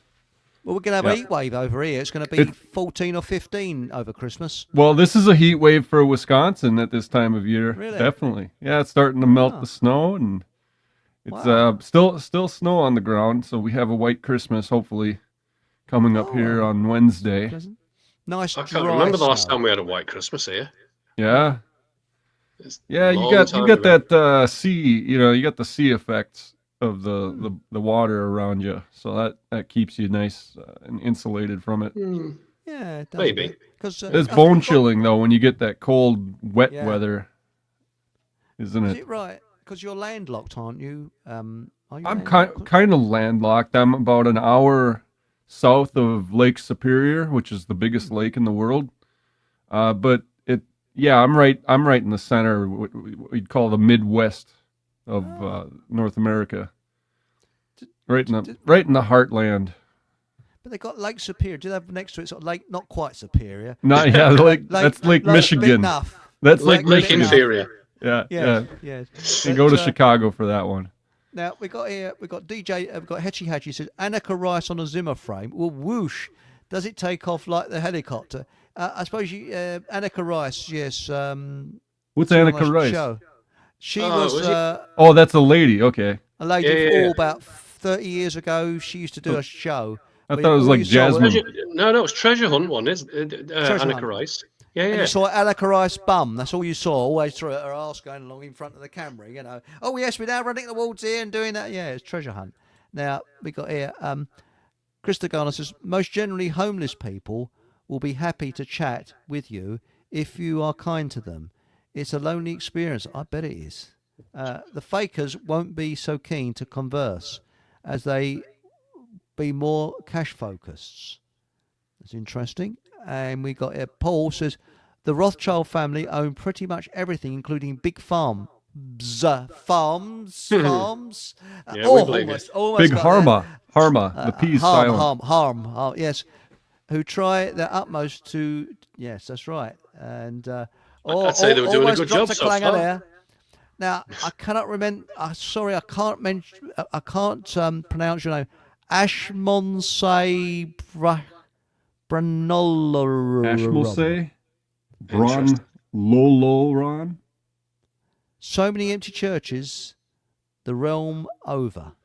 Yeah, well, it didn't help. They closed them down for COVID when they had the lockdowns. That was, you could have the strip clubs open and the liquor stores, but you couldn't go to church for some reason back then.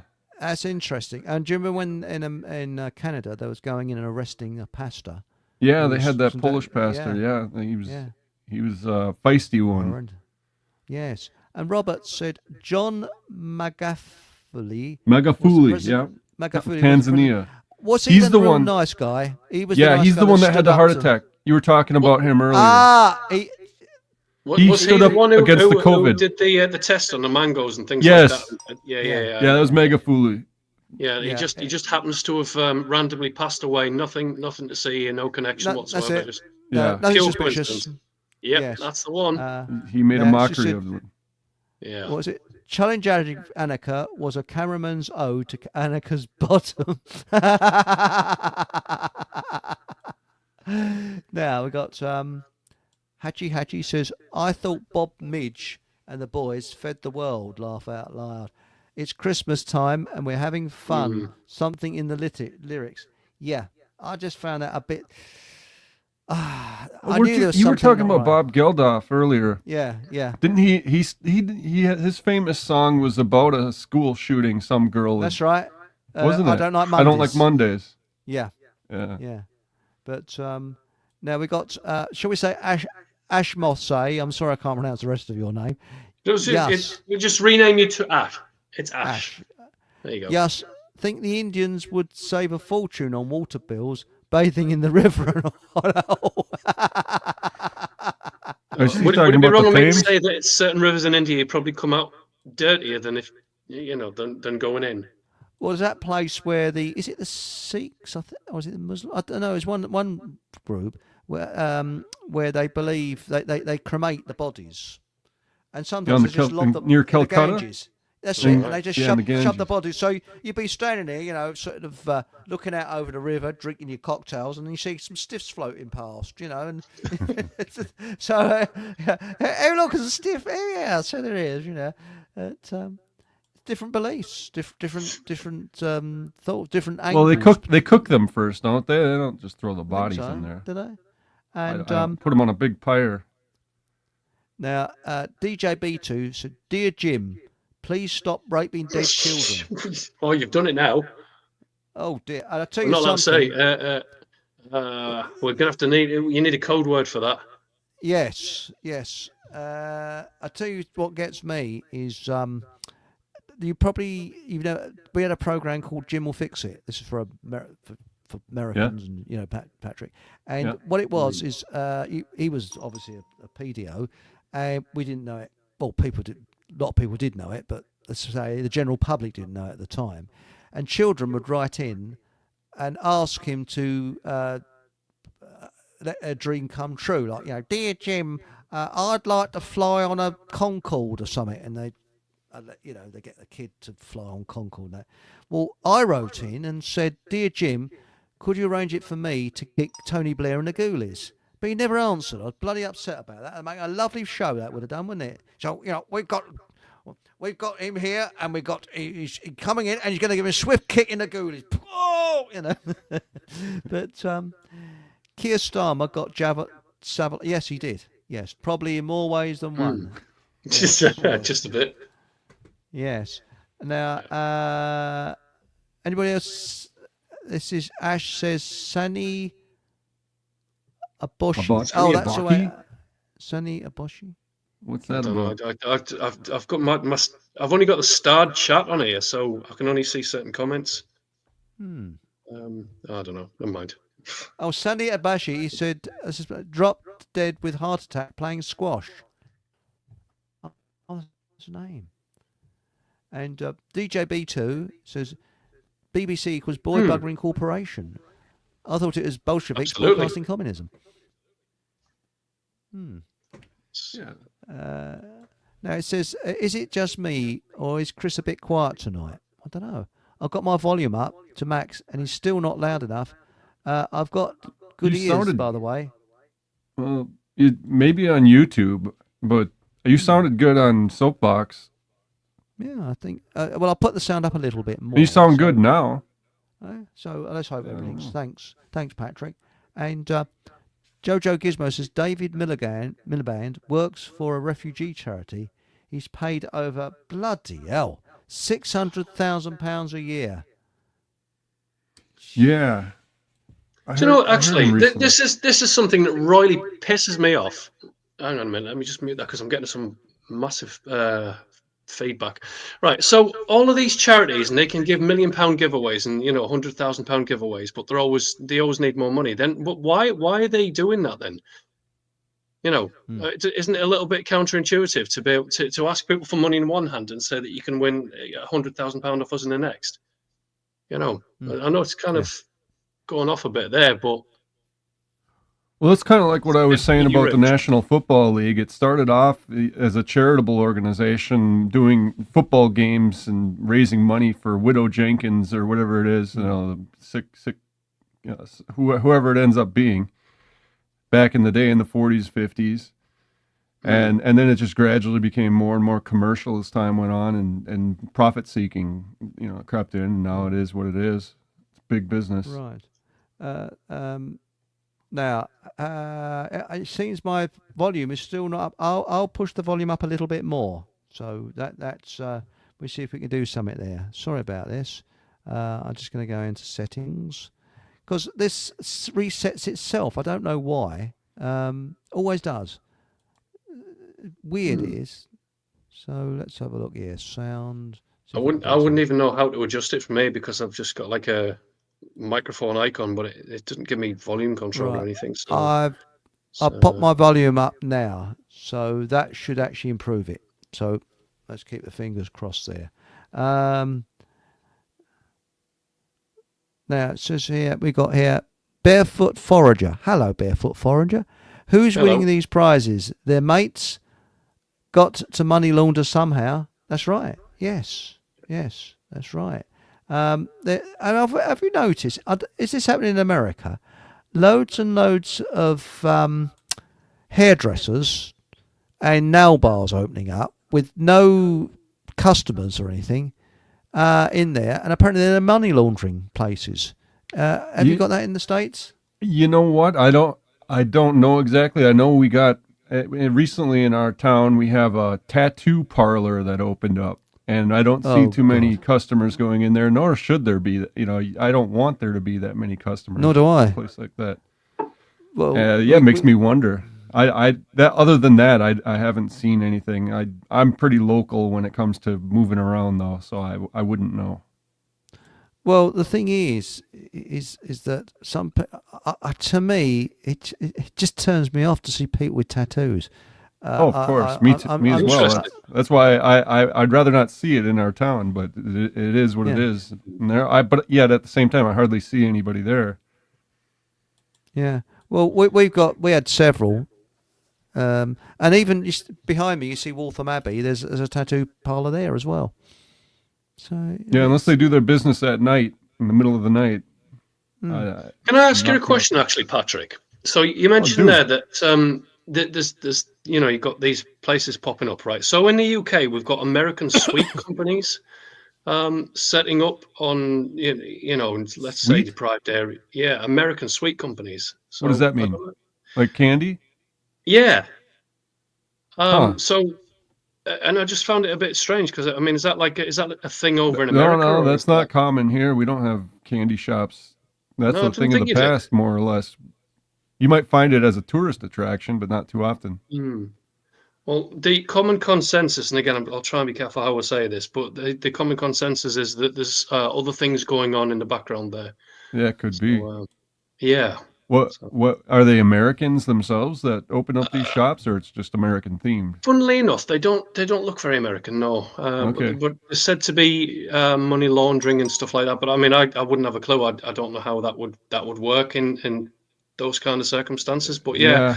Over here we've got Turkish barbers, and the little high street where I go to usually, and there must be about 4 on it. 4 Turkish barbers. What's the other ones? Sweet companies. There's another one as well. Nail shops. I mean, they're all over the bloody place. Yeah, well, the biggest ones around here are called banks. Yeah, you got me on that one. Absolutely spot on. Yeah. Yes. Top. They're bankers, aren't they? But now I like this. What's it? Barefoot Forager says, I wouldn't worry about saying key trigger words. Your accent's too thick. Where are you from then, Barefoot Shocking. Forager? I mean, are you from Fockham? Are you a Fockham resident? I wouldn't have thought so with a different accent, But because Fockham is actually, I'm saying it's the smallest country in the world. It won't be because we got sort of blobs of it all around the world, haven't we? Well, you've got embassies. I mean, embassies. You've got outreach. Yeah. Yes. Now we got here. Barefoot Foreigner says, "I give the homeless herbal medicine. They are not grateful." Yeah. Well, it depends. What kind of herbs are you talking about here? Is it kind that you smoke? Maybe, I don't know. Why wouldn't they be grateful? Yeah. That could be a missed opportunity there. I think maybe go back and give it another shot. Maybe. Do you know what though?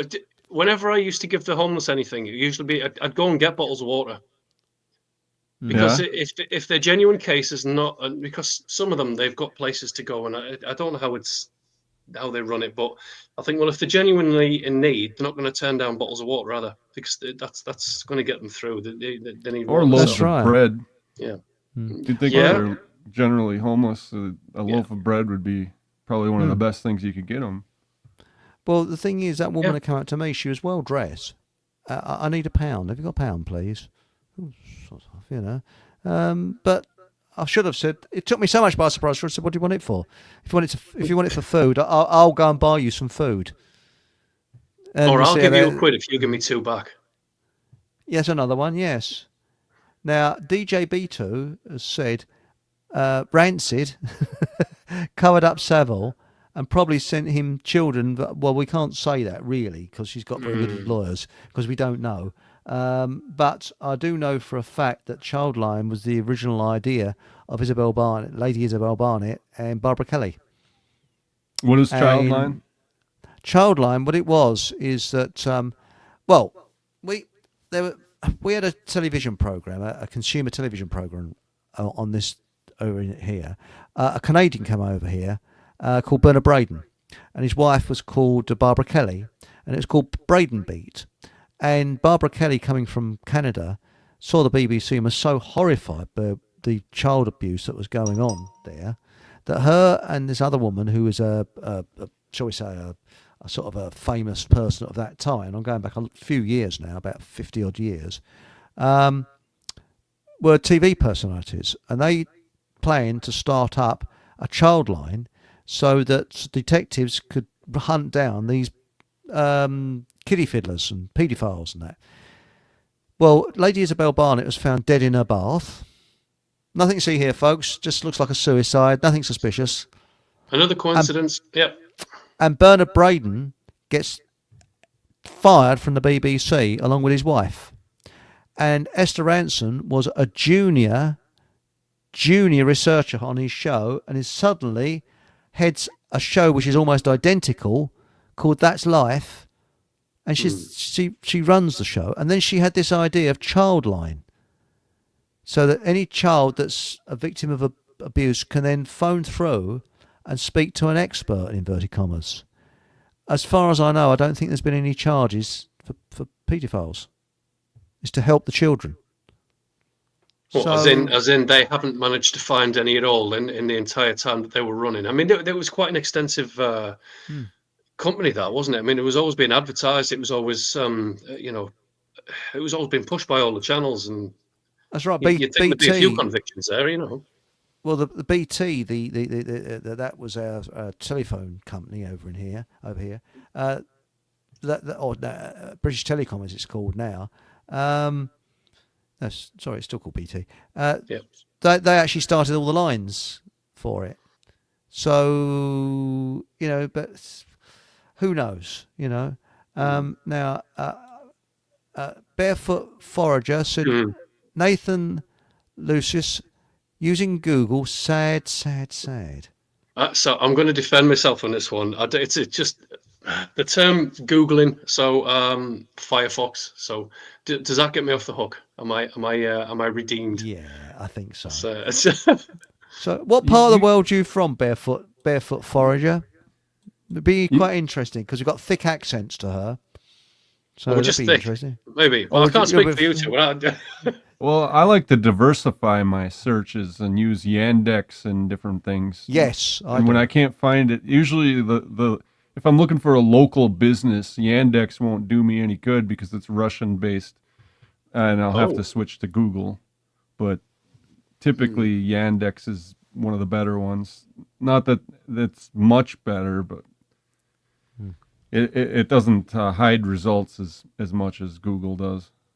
Well, I mean, it's quite embarrassing when you do use Google, and bearing in mind it's been a long time since I have, but it seems to give you the same 5 results, all of them obviously pre-selected from their facts checkers and deleters, and it's the same 5, and then they'll just kind of repeat the same 5 results over and over again. So I mean, they've pretty much killed searching. I mean, to be fair, Firefox isn't that much better. Well, so is Firefox a search engine or a browser? It's a browser. It's a browser. Yeah, what do we use? I mean, Yandex is a browser too, and I think browser. It's Russian. Yeah, it's Russian. Yeah, DuckDuckGo. Yeah, see, there we go, because my head's not working properly today. So DuckDuckGo is the search engine that I use, and it's Firefox browser that I use it on. So there you go. You can't. The problem being with Google is the mapping software. They have a monopoly on it, especially in North America. I don't know about Britain, but isn't it all Chrome? Isn't it like Chrome-based search browser? Well, that's their browser. Yeah, that's the browser they came up with. Yeah. Google Chrome. Yeah. But Yandex also does mapping type things in Russia, particularly. When I was in Moscow, I remember taking a taxi, and the taxi driver had one of those GPSs, and it was run off of Yandex, and the thing was just phenomenal compared to the GPS we had here at the time. So I think they're way above, and they probably have the same mapping information that Google does. They just don't. They're not allowed to share it. Yeah. Probably. They're blocked. I was quite amazed because when you look at there was someone did a video who is an English bloke, and he works for Russia Today, and he was walking around Moscow. How modern everything is! It looks years ahead of us. It's my favorite European city, and I've been to a few. It looks spotlessly clean. Compared to compared to Moscow, everything else, it seems dingy. And even the trains in like Switzerland and places where you'd think it'd be nice. I thought Really? the Russian train system was way better. And I'll tell you something Yeah. else. London, did you find London overrated? Because to me, it's a shithole. I can't I stand London. That was so long ago. I was in London, near London. I don't think I even went into the city, so I can't really compare it. But I've I've been to England, Yeah. between London and the south coast, Nice. and yeah, it compared to Moscow, any of these cities, it leaves it behind. The public transportation, the underground rail system that they have in Moscow, I've never seen anything like it in the world, and I think it's the best subway system in the world, for that matter, Yes. And for the efficiency. It's the series of rings around the city, the old city, and then it just expands outward, and then there are different connecting trains that connect it like a web. So it's very efficient, and it's just beautiful, clean. There's artwork, and they take the time to make it look nice, and it runs right on time. Yeah, nothing like the Moscow subway compared to, say, like New York City subway and Manhattan subway. It's just dingy and grungy. You wouldn't want to go at night because you might get stabbed or something. It's that kind of a feeling. I know what you mean. It's a bit like London, because London's probably. grimy, very grimy. You get on the underground, you feel grimy when you get off of it. It's horrible, dirty. But now DJB2 says Chris Eric really needs to change from top chat to live chat. Laugh at that. I don't know. I don't think you can do it. It just comes along. Yeah, tell up. You can't change it, unfortunately. So I don't think you can. Now it says here. For some reason, I've always had a thing about Sarah Ferguson. You poor sod. I know it's sick, and I should probably get help. But if I was single, I wouldn't mind playing hide the sausage with her. Interesting terminology there, Chris. I like it. Is it, or is maybe toad in a hole another one for you? I don't know. Toad in a hole, yes. Pinky and Perky. Now, Barefoot Forest says you get given stuff in UK. A Glaswegian kiss, brass knuckles, yes. We're so friendly over here, aren't we? Oh, we're very friendly, yes. Oh, yes. absolutely. So just Barefoot Forager here's DuckDuckGo was bought by Billy Gates. Oh no, you're joking. Billy Gates Gruff, I like that, by the way. Billy Gates. Yeah. Oh, bloody hell. I'm trying to... The chat's all over the place. I'm trying to... DJB2 said Henry Ford loved Austrian painter guy. What, the bloke who was that tall? Yeah, that'll be the one, there. That's the one, yes. Yeah. Well, I'm going to be arrested tomorrow for that, you know. Well, I wanted to correct Nathan that Ford actually means fix or repair daily. Yeah, that works. That works. That's spot on. My dad hated Fords. He couldn't, because the first car he ever had was a Ford. And you name it, it went wrong with it. Is that because that's all he could afford? Sorry. Oh, come on, man. My head's banging. It's Christmas. You're going to let me off with that one. Come on. Oh, that's a brilliant one. I like that one, yeah. Now, let's have a look down here. I'll tell you what, excuse me, just Ford 2 minutes. is a I'm passing going to on go the and get river. some tablets in my head. 2 minutes. Are you sure? I'm not giving you the headache, am I? Let's all wish Nathan better. No, but actually, I never forget it. I didn't like Fords, but quite honestly, they're quite nice cars. Actually, they're quite good. I don't mind them. Yeah. We Ford trucks. My father used to always have a F-350 diesel. Mm-hmm. Yeah. They're nice trucks. What can I say? Now, I was talking about NAFI. You probably have, it's the services, the Americans or the British had what is called a NAFI, which was a cafe where the Army, Navy and the Air Force could actually go in and get a hot foods, you see. And it's called NAFI. Yet the forces called it no ambition and F all interest. So there we go. That's it. Now, they have more freedom in Africa. Well, if in the middle of nowhere, I should think you would. Yes. Now we got here. Where is it? Now, Barefoot Forager says, "Is it true we're all from Africa?" Nope. I mean, I'm not. I'm the pastiest person ever. When I go on holiday, I come back as Rudolph. No, they reckon that we originated from Turkey, don't they? Because what they're finding now is this idea of out of Africa is cobblers. We're not all African. Have you heard that one, Patrick?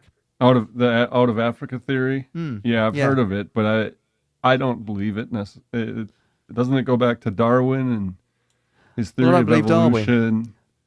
I believe. Somehow Yeah, sorry, carry on. since he considered them to be lower on the evolutionary scale, that must be where the primal man came from. That I don't know. I don't agree with that. I don't, and I think that. No, I think we had cavemen and that sort of thing. Oh, yeah. Troglodyte type people. No doubt. Oh yes, we had Neanderthals, but I believe we adapt as well. But it's not evolution; it's adaptation. We adapt. Yes, that's obvious. We do adapt. I mean, I worked with an Indian chap his hands were like cupped, and he said, well, his ancestors used to scoop water out, and his family had like cupped hands. You didn't really notice it that much, but we all adapt. I mean, that's why, But now this is an interesting one for you. It says this is Ash saying, excuse me, calling me Ash. Lake Superior is said to have a lake monster called Mishipishu. The Great Lynx. Do you know about never this heard of lake it. monster?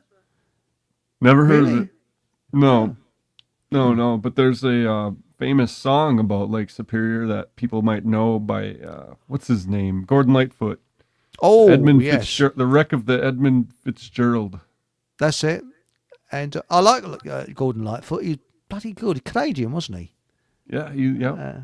Something Kitties, something Nighttime Kitties. She did a fantastic record. Now, where are we? We're coming down here. Now,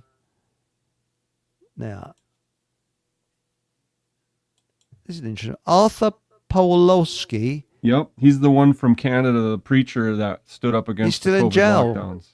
He's still in jail, isn't he? Is I don't he? know. I have no idea, to be honest with you. I I hope not. Well, I hope not. Yes. I admire his guts. Yeah. I don't think the people showering in fluoride, chloride, whatever, and estrogen should mock those that bathe in rivers. That's a good point. A lot of the septic sewage systems flow into rivers, so I don't know about that. Yes. You don't know these days. Now, I take umbrage to that comment. I mean, look, fluoride is good for your teeth because the experts tell us it is. And we have to believe that because otherwise we get into a lot of trouble. But the thing is, excuse me, I'll turn my earbuds. It's getting a bit too hot in here. Oh, you're away from your mic, Eric. That's it, right. Now, what I was going to say is Ash says, I started buying toothpaste, fluoride free. Yeah, I've asked, can I have the free fluoride, please? Because it says free, from Canada in 1997. We've got Allodent over here, which we get, which is fluoride free. But what happened is many years ago, there was an accident where they put too much fluoride in the water in Cornwall, and a lot of people ended up brain damaged and all kinds of terrible problems because of too much fluoride in the water. The reason they put fluoride in is to dumb us down. I'm pretty sure of that, But well, actually, when you mentioned that there, so I use one called Kingfisher. I used to use that. Yeah, it's got nothing nasty, and you can get it. You can get them with fluoride, and obviously I wouldn't touch that with a barge pole, but it's really good actually. But I've used some fluoride-free toothpaste in the past, and I don't know, they just don't work. What's the activated charcoal?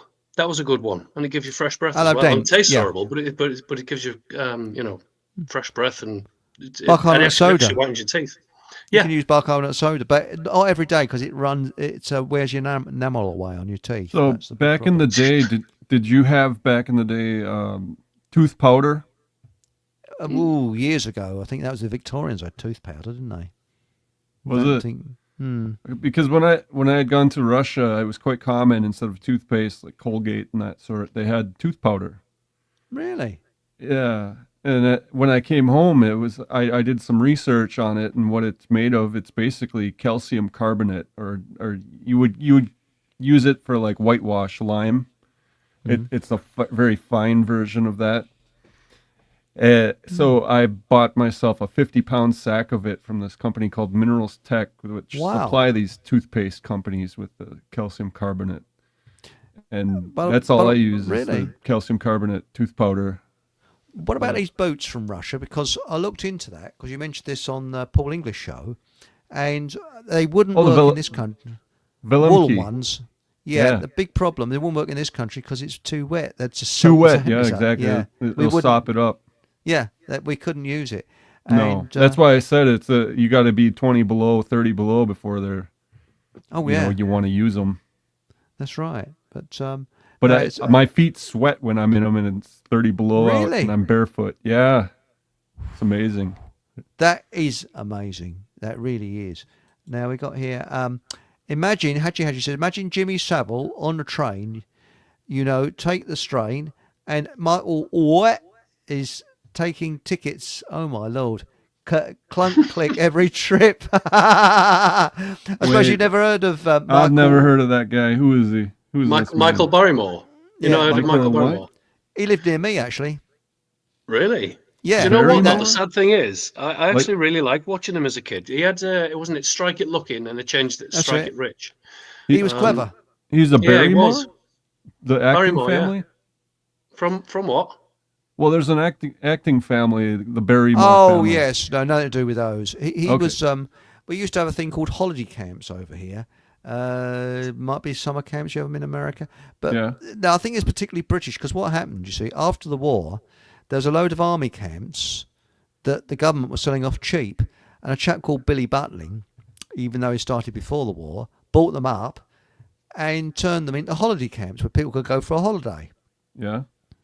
And they had a thing called redcoats, and they were entertainers that went and entertained people. And you could have a very, very cheap holiday at Butlins. And it was the biggest knocking shop you could wish to think of. There's loads of children knocked up in Butlins because people used to have naughty weekends there and things like that. But Michael Barrymore started off, I think he was a redcoat in Butlins. And he was a very good entertainer. But what happened is he was AC/DC, bisexual.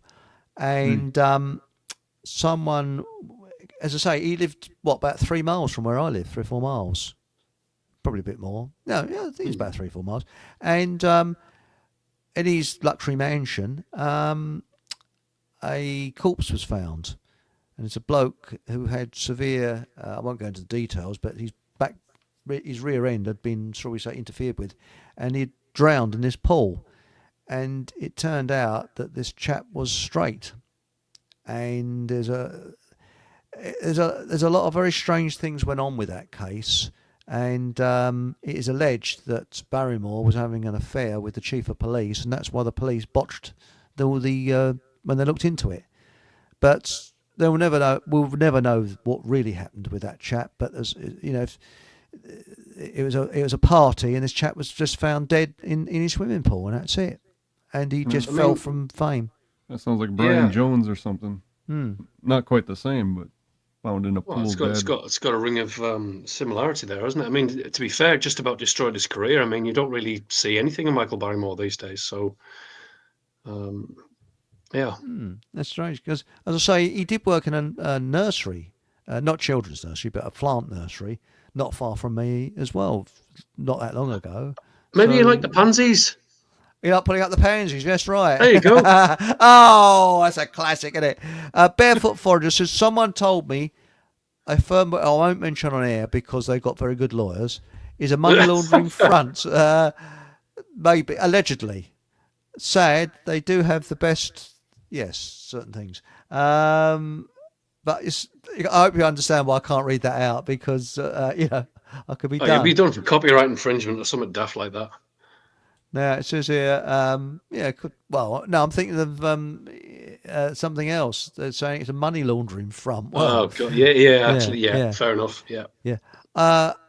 Ash says, I live 120 yards away from Tottenham.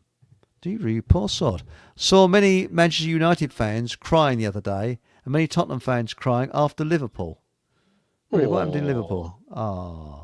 That's all they're getting. Ah. Anyway, And Stephen Truthseeker says, I've been homeless, and so has Chris the Gardener. So, it must be horrendous. yeah, I was going to say that's not nice. I mean, how the hell do you come back from something like that? Because that's got to be a hell of a. It's almost like a mountain to climb, isn't it? To get sorted again. Well, it is. And Krista says something here. He says, I give money to homeless people, and if they choose to buy drugs or alcohol, it's their business. True. I understand why some people wouldn't, but from my experience, whatever gets you through the night, poor souls. This is the thing, isn't it? It's like if they're down on their luck, I mean, they don't need further judgment. So again, I get it. I mean, the reason I used to buy them water is because it's an essential thing for life, isn't it? So, but yeah, I mean, essentially they're in a bad place anyway. So why the hell not? Yes. Now, we got here, let's not forget Jess Yates. Oh, Jess Yates stars on Sunday.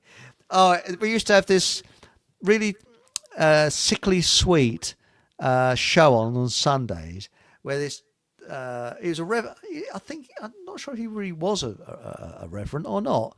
And he used to sort of read cards out and he used to say, and this is, I have a message now for Mrs. Smith, and this is from Mrs. Jones who lives opposite, who says, I've got a bigger washing machine than more than you could ever afford. That's all right, I'm taking the P there. But now Jess Yates, Paula Yates this is, let's not forget Jess Yates this year in regard to Paula Yates. A Huey helicopter, yes, Huey Green, got in somewhere, opportunity must have knocked. That's right. Well, the story is that Paula Yates thought her father was Jess Yates. But it turns out her father was Huey Green. I guess, Patrick, you've never heard of Opportunity Knocks? No. Well, we used to have a show called Opportunity Knocks. And you used to have this chap had this really strange Canadian accent. And he used to go, Opportunity Knocks, it's Huey Green. And he was a bit irritating. And he wasn't really talented. You don't know what his talents were. But somehow he became a media personality. And him and... Well, that sounds typical of Canadians. Yeah. Well, I think he was Scottish, actually. And he was brought up in Canada, something like that. But anyway, he used to speak like this, yes, friends. And they accidentally put the camera on him, and he didn't realise it. And he had a completely false face for the camera. He looks a right miserable sod. Anyway, he couldn't stand... Or he was a bit of a rivalry with Jess Yates. And when Jess Yates got married and went on his honeymoon, Huey Green went into a hotel nearby, and when Jess Yates went in and had a good time with his wife. Hence the reason we got Paula Yates, whose real name should have been Paula Green. And soon after she was told, this was at Huey Green's funeral, that she only found out when Huey Green died that he was her real father, she committed suicide after that. It's very sad. Yeah. Very sad. That does sound sad. And reminds me of Trudeau. Sorry, carry on. Trudeau, Castro. Yeah. Oh, yes, Trudeau, Castro, yes.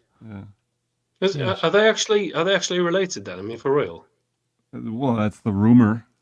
Well, look at Castro and look at the Canadian geezer. They look very similar, don't they?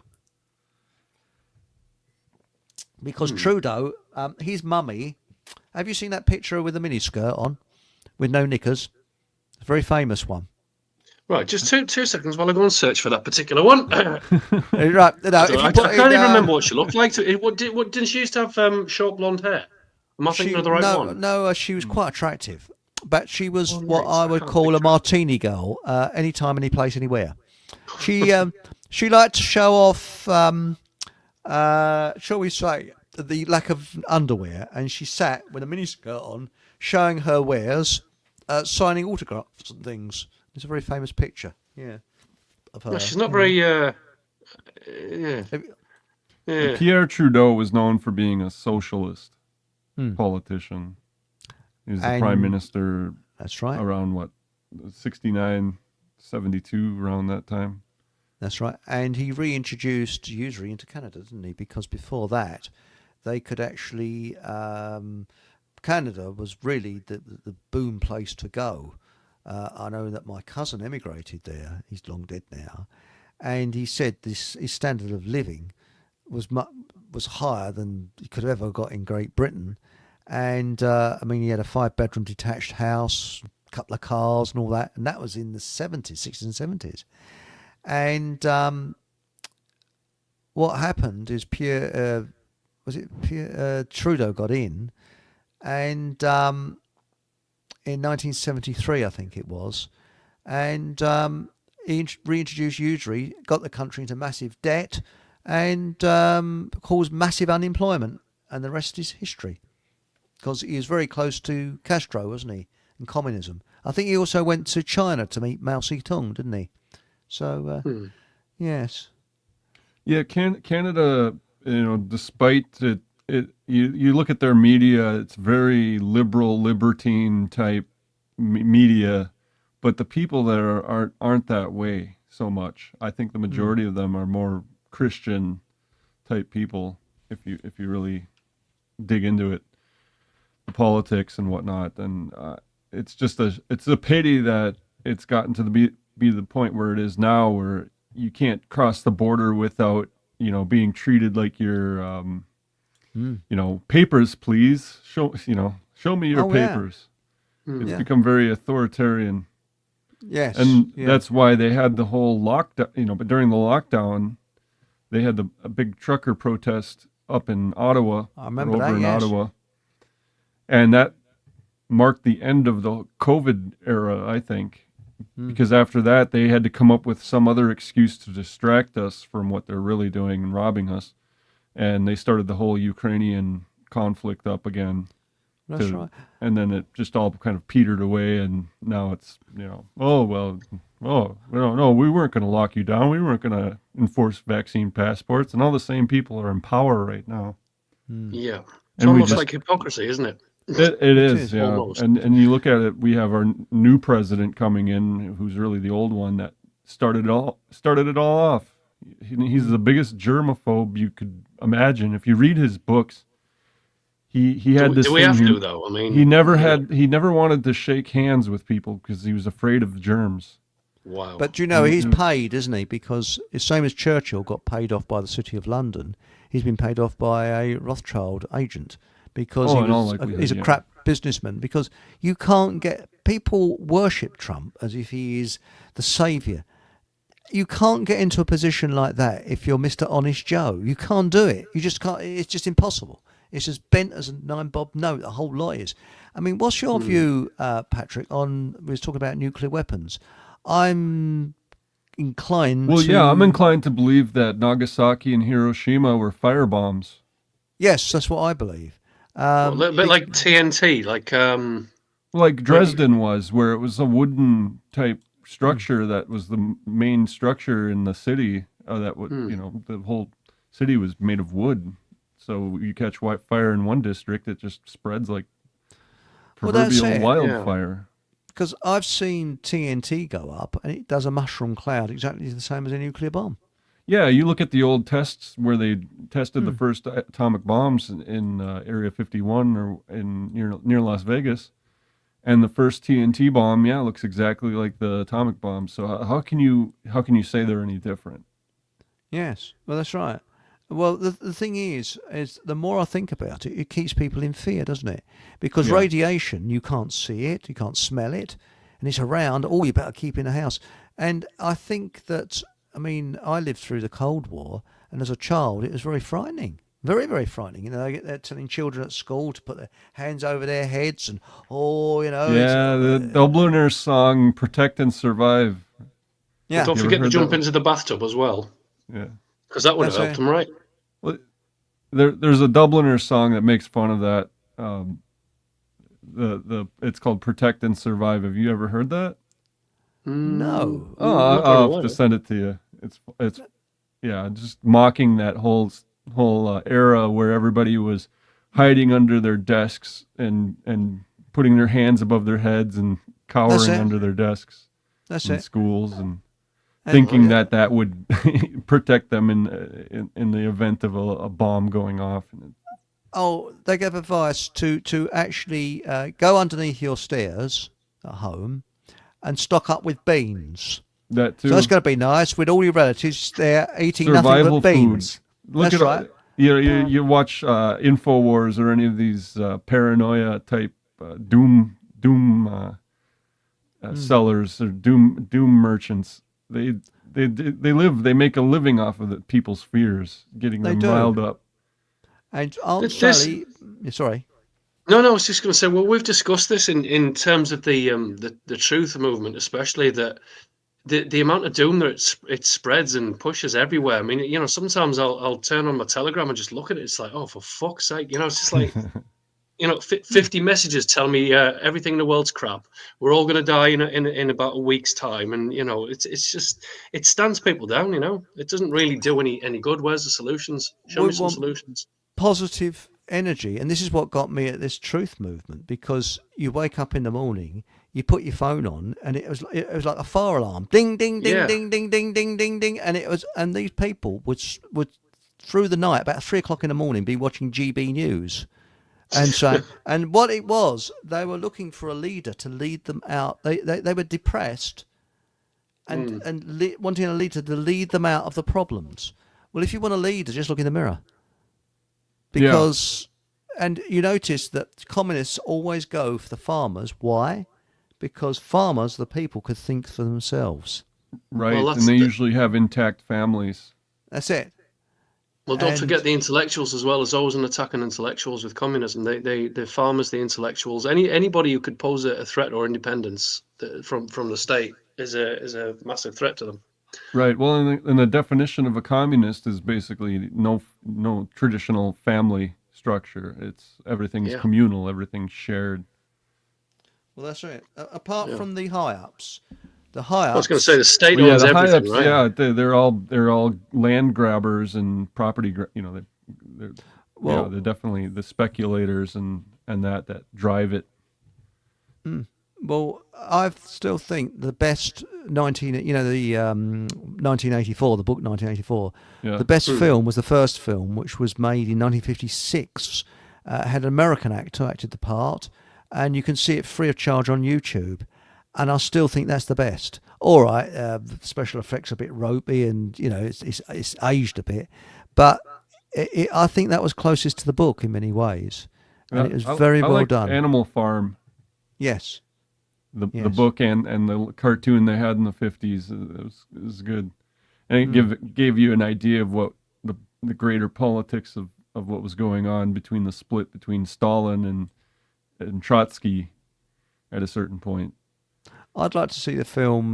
What is it? Death of Stalin, which was made almost 10 years ago. Yeah, I've in seen this clips of country. that. I never I actually have. sat and watched it. It looked funny. Was that like a comedy thing? There was another film like it about North Korea, wasn't there? And I can't remember who was in it. Well, I've seen clips of it. That's all you can see. Yeah, I've seen the film. It's all right. It's not great. If it's the one I'm thinking of, 2 minutes. Have you ever seen the other one? Is the film Propaganda? And when I saw it, I thought, wow. And it was. I thought that it was actually smuggled out of North Korea. It wasn't. It was made in Australia, and the bloke made out it was from North Korea, so more people would watch it. It's very clever. It was, and he got a bloke who could speak Korean, speaking Korean, and they had sort of subtitles as if it was definitely from North Korea, but it wasn't. Nothing to do with North Korea. And the other one, I guess you know, is Zeitgeist. Have you seen that, Patrick? No. You've not seen Zeitgeist? Zeitgeist, yeah. No, never seen it. Zeitgeist okay. was controlled opposition. Very clever. No, these were meant to be seen as propaganda films from communist countries. Well, no, Zeitgeist I think was German American, and Propaganda was Australian. I'm not sure Propaganda was a controlled opposition. I don't know, but I know that Zeitgeist was, because is to turn people off a religion. It's very clever. When was it made? There's a lot of truth in it, though. 2010. That's the thing. With the religious side of things, there is a lot of stuff in there. I know they've bent a few things here and there, but largely, especially with the solar astrotheology, it's bang on, mate. Yeah. And that, I know it gets pulled a bit. Sorry for interrupting there, but that's okay. But that's the way you subvert. You give a lot of truth, and then you put some nudge things. Yeah. And that is again, it's a half truth, isn't it? It's more dangerous than a lie. Did you ever hear the story of what happened to Trotsky after he left continental Europe and came to Mexico? He got an ice axe through his head, didn't he? Yeah, he got He got an ice. He ended up in a house in Mexico City, and he worked with one of the union bosses from up here in Minnesota. Because we have a main highway that runs from Minnesota called 35, the Interstate 35, that goes all the way to Acapulco, Mexico. Yeah. So there's a lot of traffic that goes from Mexico to the north from there. Trotsky ended up in Mexico City in this house where he lived with his wife, but he also lived with the artist Frida Kahlo. Frida was an artist, and it definitely... You look at this piece of work, she wasn't a she. I think she was a he. And it was quite odd. But then he got the ice pick in the back of the head. They say it was Stalin. I don't know what the real situation was at that point. It could have been, people say that this Frida might have had something to do with it, jealousy. Well, Robert, but he had a great granddaughter. And she works with Fauci, Dr. Fauci, at the NIH. Yeah, at the National Institute of Health. And her position is in this group called the National Institute for Drug Abuse. And her job is to solve the opioid crisis and any the drug war, the war on drugs that Bush started. That was actually before that was started, but... Yeah, it's quite something that we have the commander of the Red Army's great-granddaughter, running our NIH program for drugs, Well, Robert said to yourself, check out the movie Stoned. So Stoned. All right. That's an interesting one. Never heard of it. You know, when you were mentioning Death of Stalin, now just had a quick look on Amazon. Apparently, it's sold. It's selling quite a lot of copies. It says 50 sold this month, and for a film that's been out for 10 years, 50 in a month, it's a bit random, isn't it? So, but they all speak with English accents. They don't try and put Russian accents on. They've all got Northerners. And what I like is the bloke who acts the part of Zhukov. Oh, it's brilliant, and he speaks like this, hey, up here, It's so what I don't understand about Stalin is he was the best friend of the Allies in the United Nations until he wasn't. During World War II. He was our ally. I mean, you've got to love the irony, though, haven't you? He's mass murderer, genocidal maniac, etc. But let's ally with him, because we're the good guys, right? Right. Yeah. Well, yeah, and a lot of that got. I think a lot. There might be some myth to Stalin, just like there was to Adolf Hitler, in a way where he's meant to be a baddie. But compared to whom? Compared to Churchill or any of these other folk like Roosevelt, how much of a baddie was he actually? Is what I wonder. Or compared to Trotsky. I'm sure he was. I'm not doubting that he wasn't. Sorry, but it's hard to find anyone who's good. Yeah, you're right. Yeah. But I just wonder how much of the history is credible and how much is exaggerated because the powers that be that took over right. They really don't seem to like him very much, and maybe Maybe I ended up going to Abkhazia near Georgia, near southern Russia, near Sochi, and seeing a lot of the structures that Stalin had built when he was governor there. And there's some very impressive things that they did there with fisheries and that sort of thing. I don't know. I know he was part of the, what do they call it, the Okrashka or something like that. He was in the Tsar's secret police at one point. Hang on, because I've literally written about this in my book. It's difficult to pronounce 2 minutes because I can. Yeah, well, he might have been a loyalist to the Tsar at that point, and I don't. The whole history. They don't teach you the full history. Well, that's right. I mean, there's a couple that come on, a chap called Brian Rue, and he's actually Brian Rue. Yeah, he's been booted off of. You talked to Brian Rue? No, I don't speak to him, but I heard a Russian couple that was on his show on BitChute. Okay, yeah. And they praised Stalin. They thought he was fantastic. Yeah. And they speak perfect English. And they said, we got it all wrong. So I'm open-minded, you know. Yeah, I'm open-minded too in that regard, more than I used to be, because I had the same thing with Hitler. It's like, you know. I mean, my attitude is I want to know the truth. You're sorry. Okay. Yeah. Yeah, far ahead, this Nathan. thing. Yeah, just in answer to your questions, right? So a guy called Drzezinski, I don't know how you pronounce that, but he basically was the guy behind the secret police. And I think the organization you're on about is the VCheck, the Cheka, which apparently in Russian was the National Security preceded the Agency. Cheka. So, yeah. Sorry, it preceded the Cheka, the organization I'm thinking of. It was it existed in Tsarist Russia as the bodyguard because it had been formed. I think near the time when Nader Volia had assassinated the Tsar. Previous to the last two Tsars, I believe, and Stalin was part of that organization, which was more like the bodyguard to the Tsar. Yeah, and secret police in a sense that they would if the Tsar was going somewhere, they would check it out first as scouts. It's like a security force, really, isn't it? Yes. Yeah. So it's a bit like over here. If the Prime Minister goes anywhere, they have security people going in beforehand, checking everyone out. Because I know somebody that worked in a factory, and it was Prime Minister of years ago, and they had the blokes with the suits with the funny bulges under their jackets coming round, and they said you do not speak to the Prime Minister. You got to wait until he speaks to you and that sort of stuff. You know? Yeah, but he's a public servant, right? He's just one of us. Yeah. Totally believe it. Yeah. And you mustn't say this, and you mustn't say that. You got to say this, you got to say that. But it's a lovely living in a democracy where you can say what you want. Yes, I was just going to say it's democracy, right? Yeah. Yes. Mob anyway, rule.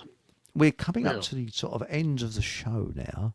Thank you so much, gentlemen, for coming on. Thank you, everybody in chat. I don't know. I'd like to wish everybody a great Christmas. Yeah. I'll be speaking on here before New Year, so Happy New Year, in case I'm banned off of YouTube. But whatever happens, if I'm banned on YouTube, I'll still come on 8 o'clock on Monday night, but I'll do it on Rumble. So you're tame compared to some of the stuff I see on YouTube. Yeah. Well, that's right. But they're funny, you know. But hang on, this is interesting. Ash says Stalin was assassinated. Well, Stalin told FDR's son that FDR was assassinated. He had been poisoned. I don't know how true that is or not, but that's what I had heard. Where did I hear that? I heard it on a Jeff Rentz program at one point. Jeff was talking about it. That is a case of outliving their usefulness. Well, no, they know too much at a certain point, and they don't care about their blackmail if they've been blackmailed or not, and they become goodies at a certain point. You know, there's always hope for these people. You know, even the worst ones, that they can change their minds sometime. And you should pray for your leaders, no matter how corrupt they are, that they at least change for the better. And I think prayer helps. And you sometimes you need to not make enemies, and maybe you can find a common ground, because the problem with a lot of these wars and things is nobody wants to talk. That's like the Russian ambassador here, Anthony Blinken, the Secretary of State, hasn't talked to him in a year, and it's because of that we have these wars. If you can't talk, then there's conflict. And that this time of year, when we have Christmas and you have your family, talk to them and try to forgive them and look past their faults and forgive them their debts. That's what we need more of. I think positive energy, and Yes. regardless of what religion anybody is. I like what Yes. Dave Allen used to say when he signed off. He said, "May your God go with you." Yeah. And I always remember that, and I think putting positive energy out is the most important thing, because I've found in the design world, you look at a design, you think that's impossible. You look at it from a different angle, and it becomes possible that you can design something. And when you think of this positive energy, I think that is the thing.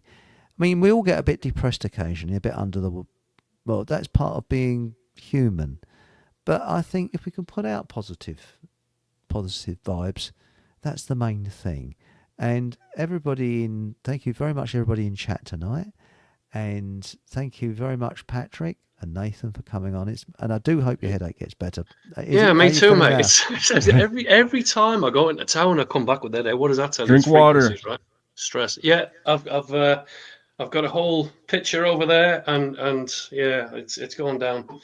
But it will go. It's probably just going to last a couple of hours, and yeah. I'm sorry to hear that, mate. It's I get them quite frequently. But just in terms of Christmas messages, actually, it's one thing I'd love to do is just rebrand the whole Christmas structure, because I think we were mentioning on yesterday's show that it's lost its message. Now, whether you're a Christian or a pagan or whether you subscribe, doesn't matter what you subscribe to. It's not about commercialism. I think we can all pretty much agree on that. Commercialism's it's killed it. There's no. I mean, I've been to town today. Nobody's in that spirit. Nobody's happy. Nobody's. You can tell clearly the people in the shops are all stressed. Everyone's getting aggravated and bumping into each other. And it's just like, oh, do you know what? The sooner this is over, the better. I'm actually starting to like January, and I hate January, but I'm starting to prefer it to December, because it's just one long stretch of we've got to buy as much crap as we can. Most of it's completely pointless for no reason. Gorge ourselves on as much food as possible. Show ourselves to be debased and greedy and selfish. And that's not Christmas, for Christ's sake. That's not what Saturnalia. Yeah, Saturnalia. Exactly. Somebody mentioned this in your is. group earlier. Yeah. It is Saturnalia. And bang on. So just can I just want to finish that. So, let's put a message out there for Christmas. If you've got families, get together with them. Forget all the presents and all of that crap. Just get together with your family, play some games, just sit with them and try and enjoy it and talk to them. Maybe let's go against their agenda of destroying the family unit and all of that stuff. Sod that. Says the guy without a family, so ironically, but the same as me. Yeah. That's the thing. But I think you can. You might know the answer to this one. There's a saying that was it. Friends are God's something for family. Is it apology for family? I think that might be the word. Maybe. Or substitute, something like that. But it's a very famous saying. And I sometimes, with my family, the cream has gone. The actual cream of the family have all gone, and what's left I don't really want to know anyway. So that's it. Yeah, same here. And I think it is a sad situation, but people are just, because I remember the times when my aunts and uncles were always popping in, and it's one big happy laughter. And it's probably the same with yourself, Patrick. I mean, do you have a large family that comes in and laughter and jokes and things like that?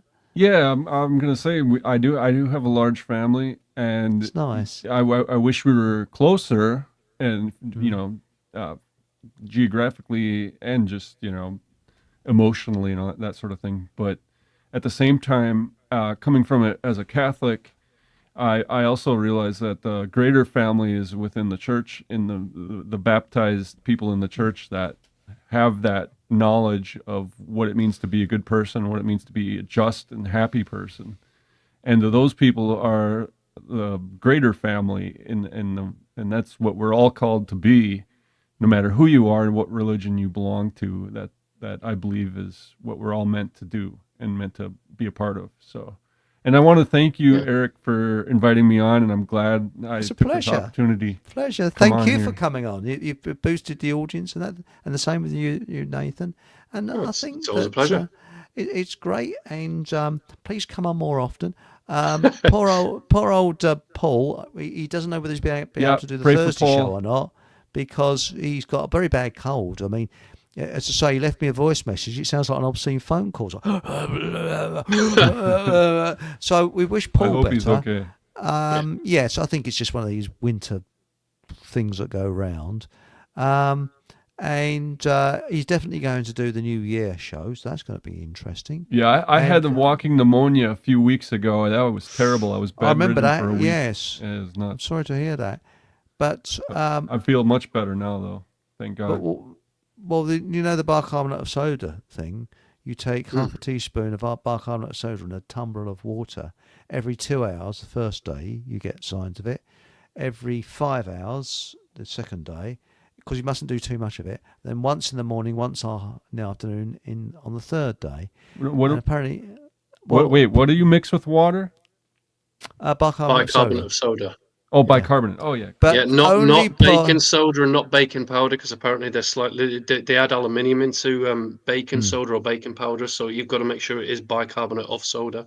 Apparently, Chris, as well, sea salt mixed in with that particular concoction, that's good for colds as well. I usually take Alka-Seltzer type seltzer. I think I've ever taken one of them, actually. Nor have I, but the thing, they used to be very popular, Alka-Seltzer, but what I was going to say is that make sure it's a very stingy half a teaspoon. Stingy.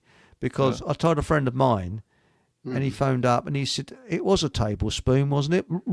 I said, well, whatever you do, don't light a match. Because the trouble is it gives you chronic flatulence, and it also you're in and out the loo. You're passing more water than Niagara Falls. You know, you're in that, but it's flushing it through you. But done that. The story behind it is after the 1918 outbreak of what do you call it? Spanish flu. Yeah. What they did is the American government put out a tender for any company that can come up with a cure. And Arm & Hammer won it with this remedy, and it had medical trials, and they found that it's exceptionally good. And then suddenly it was people didn't hear anything more about it. That was in the 1920s. Now, I've used it, and I've found that I haven't had to use it on the third day. So it's really effective. So I might actually tell Paul about that. I'll leave a message for him. And it should help. Anyway, thank you very, very much for coming on. And I've got the outro here. And, pleasure. And there's a Sunday, hopefully I'll be a guest on Paul's show, on Paul English show on Rumble. Thursday, yeah. Thursday. And then next Sunday I'll be on Rumble, on the radio show there, on Fockham Hall Radio. And then, of course, I'll be back here next Monday. And this is before New Year. So we're going to have a New Year special. And what we'll be looking into is see if we can predict the future. How about that? Oh, that'll be interesting. Oh, actually, when have you got... I forgot his name, sorry. With the tarot readings, have you mentioned that? That will be on the 13th of January. That's not related. Actually, predicting the future, that could be fun, that. So what we're going to do is try and predict the future, not using any crystal ball or anything like that, but from what we know, from knowledge from the past, and what we can see happening, and see who's correct, because there's bound to be a war somewhere, and there always is. I don't think the financial situation is going to topple out, because they've been on about it for years. I think they'll just print more and more and more and more confetti. That's all they'll do, just confetti money all the time. But anyway, Patrick, if you'd like to come on, this will be next Monday. We're doing that. Might do it on the Sunday. See how it works. So Sunday or Monday, predicting the future. How do you feel about that, Patrick? Yeah, I might do that. I have my opinions about it, but I might. Yeah. Why not? Because we could then. I was wondering, would you prefer Rumble? Because we can be bit more outspoken on Rumble. So what would you? Oh, it doesn't matter to me. Okay. It might matter to you. You might lose your channel. But... yeah. But no, we could sort of. I think Mondays. I think Paul's more free, so Yeah, Mondays is good with me too. Yeah. YouTube, I don't mind it. Yeah, and what we could do is just look at the past and try and predict the future from the past events and what it looks like, and from what we know and things like that. I've got a funny feeling we're going to have something arise from like a phoenix from the fire, a new sort of person that we don't know who he is yet. Is going to come along, but he's going to be fake. And first of all, he'll tell us exactly what we want to hear. Fantastic. But he's going to be fake. I've got that. Well, Mark Twain said that history may not repeat, but it certainly rhymes. Yes, that's right. What was it about education? He said something about I had I had an education once. It took me years to get over it, or something like that. Wasn't it? No, that was it. No, a public education. That's it. I had a public education once, but it took me years to get over it. He was brilliant, Mark Twain. I wish we had a Mark Twain equivalent today, but Anyway, thank you very much, everybody, and thank you everybody in chat, and wish you a very happy Christmas, whether you're with family or if you're alone. Because remember, you're not really alone, because there's lots of people. I'm on my own. I'm over Christmas, so so there's a lot of people on their own, and I'll see you hopefully either Thursday or Sunday, and we'll think about. And why not in chat? You try and predict the future as well for next Monday's show. Ooh. Hey! I've just thought. Get a consensus going or something like that. See if we can get another quiz type thing. We said we're going to work out a quiz. I know. Quite a quiz. I forgot about that. We'll work something out, and then we'll put something. I could actually put something on Telegram. Yeah, so please, let's do that. John, you see the Telegram channel below there. So and I'm very friendly on there. I know, and I don't say smutty stuff. I don't say naughty words. Anyway, thanks, Patrick. Thanks, Nathan. And remember, anytime, mate. It's good to see you again, Patrick, by the way. It's good to speak to you again.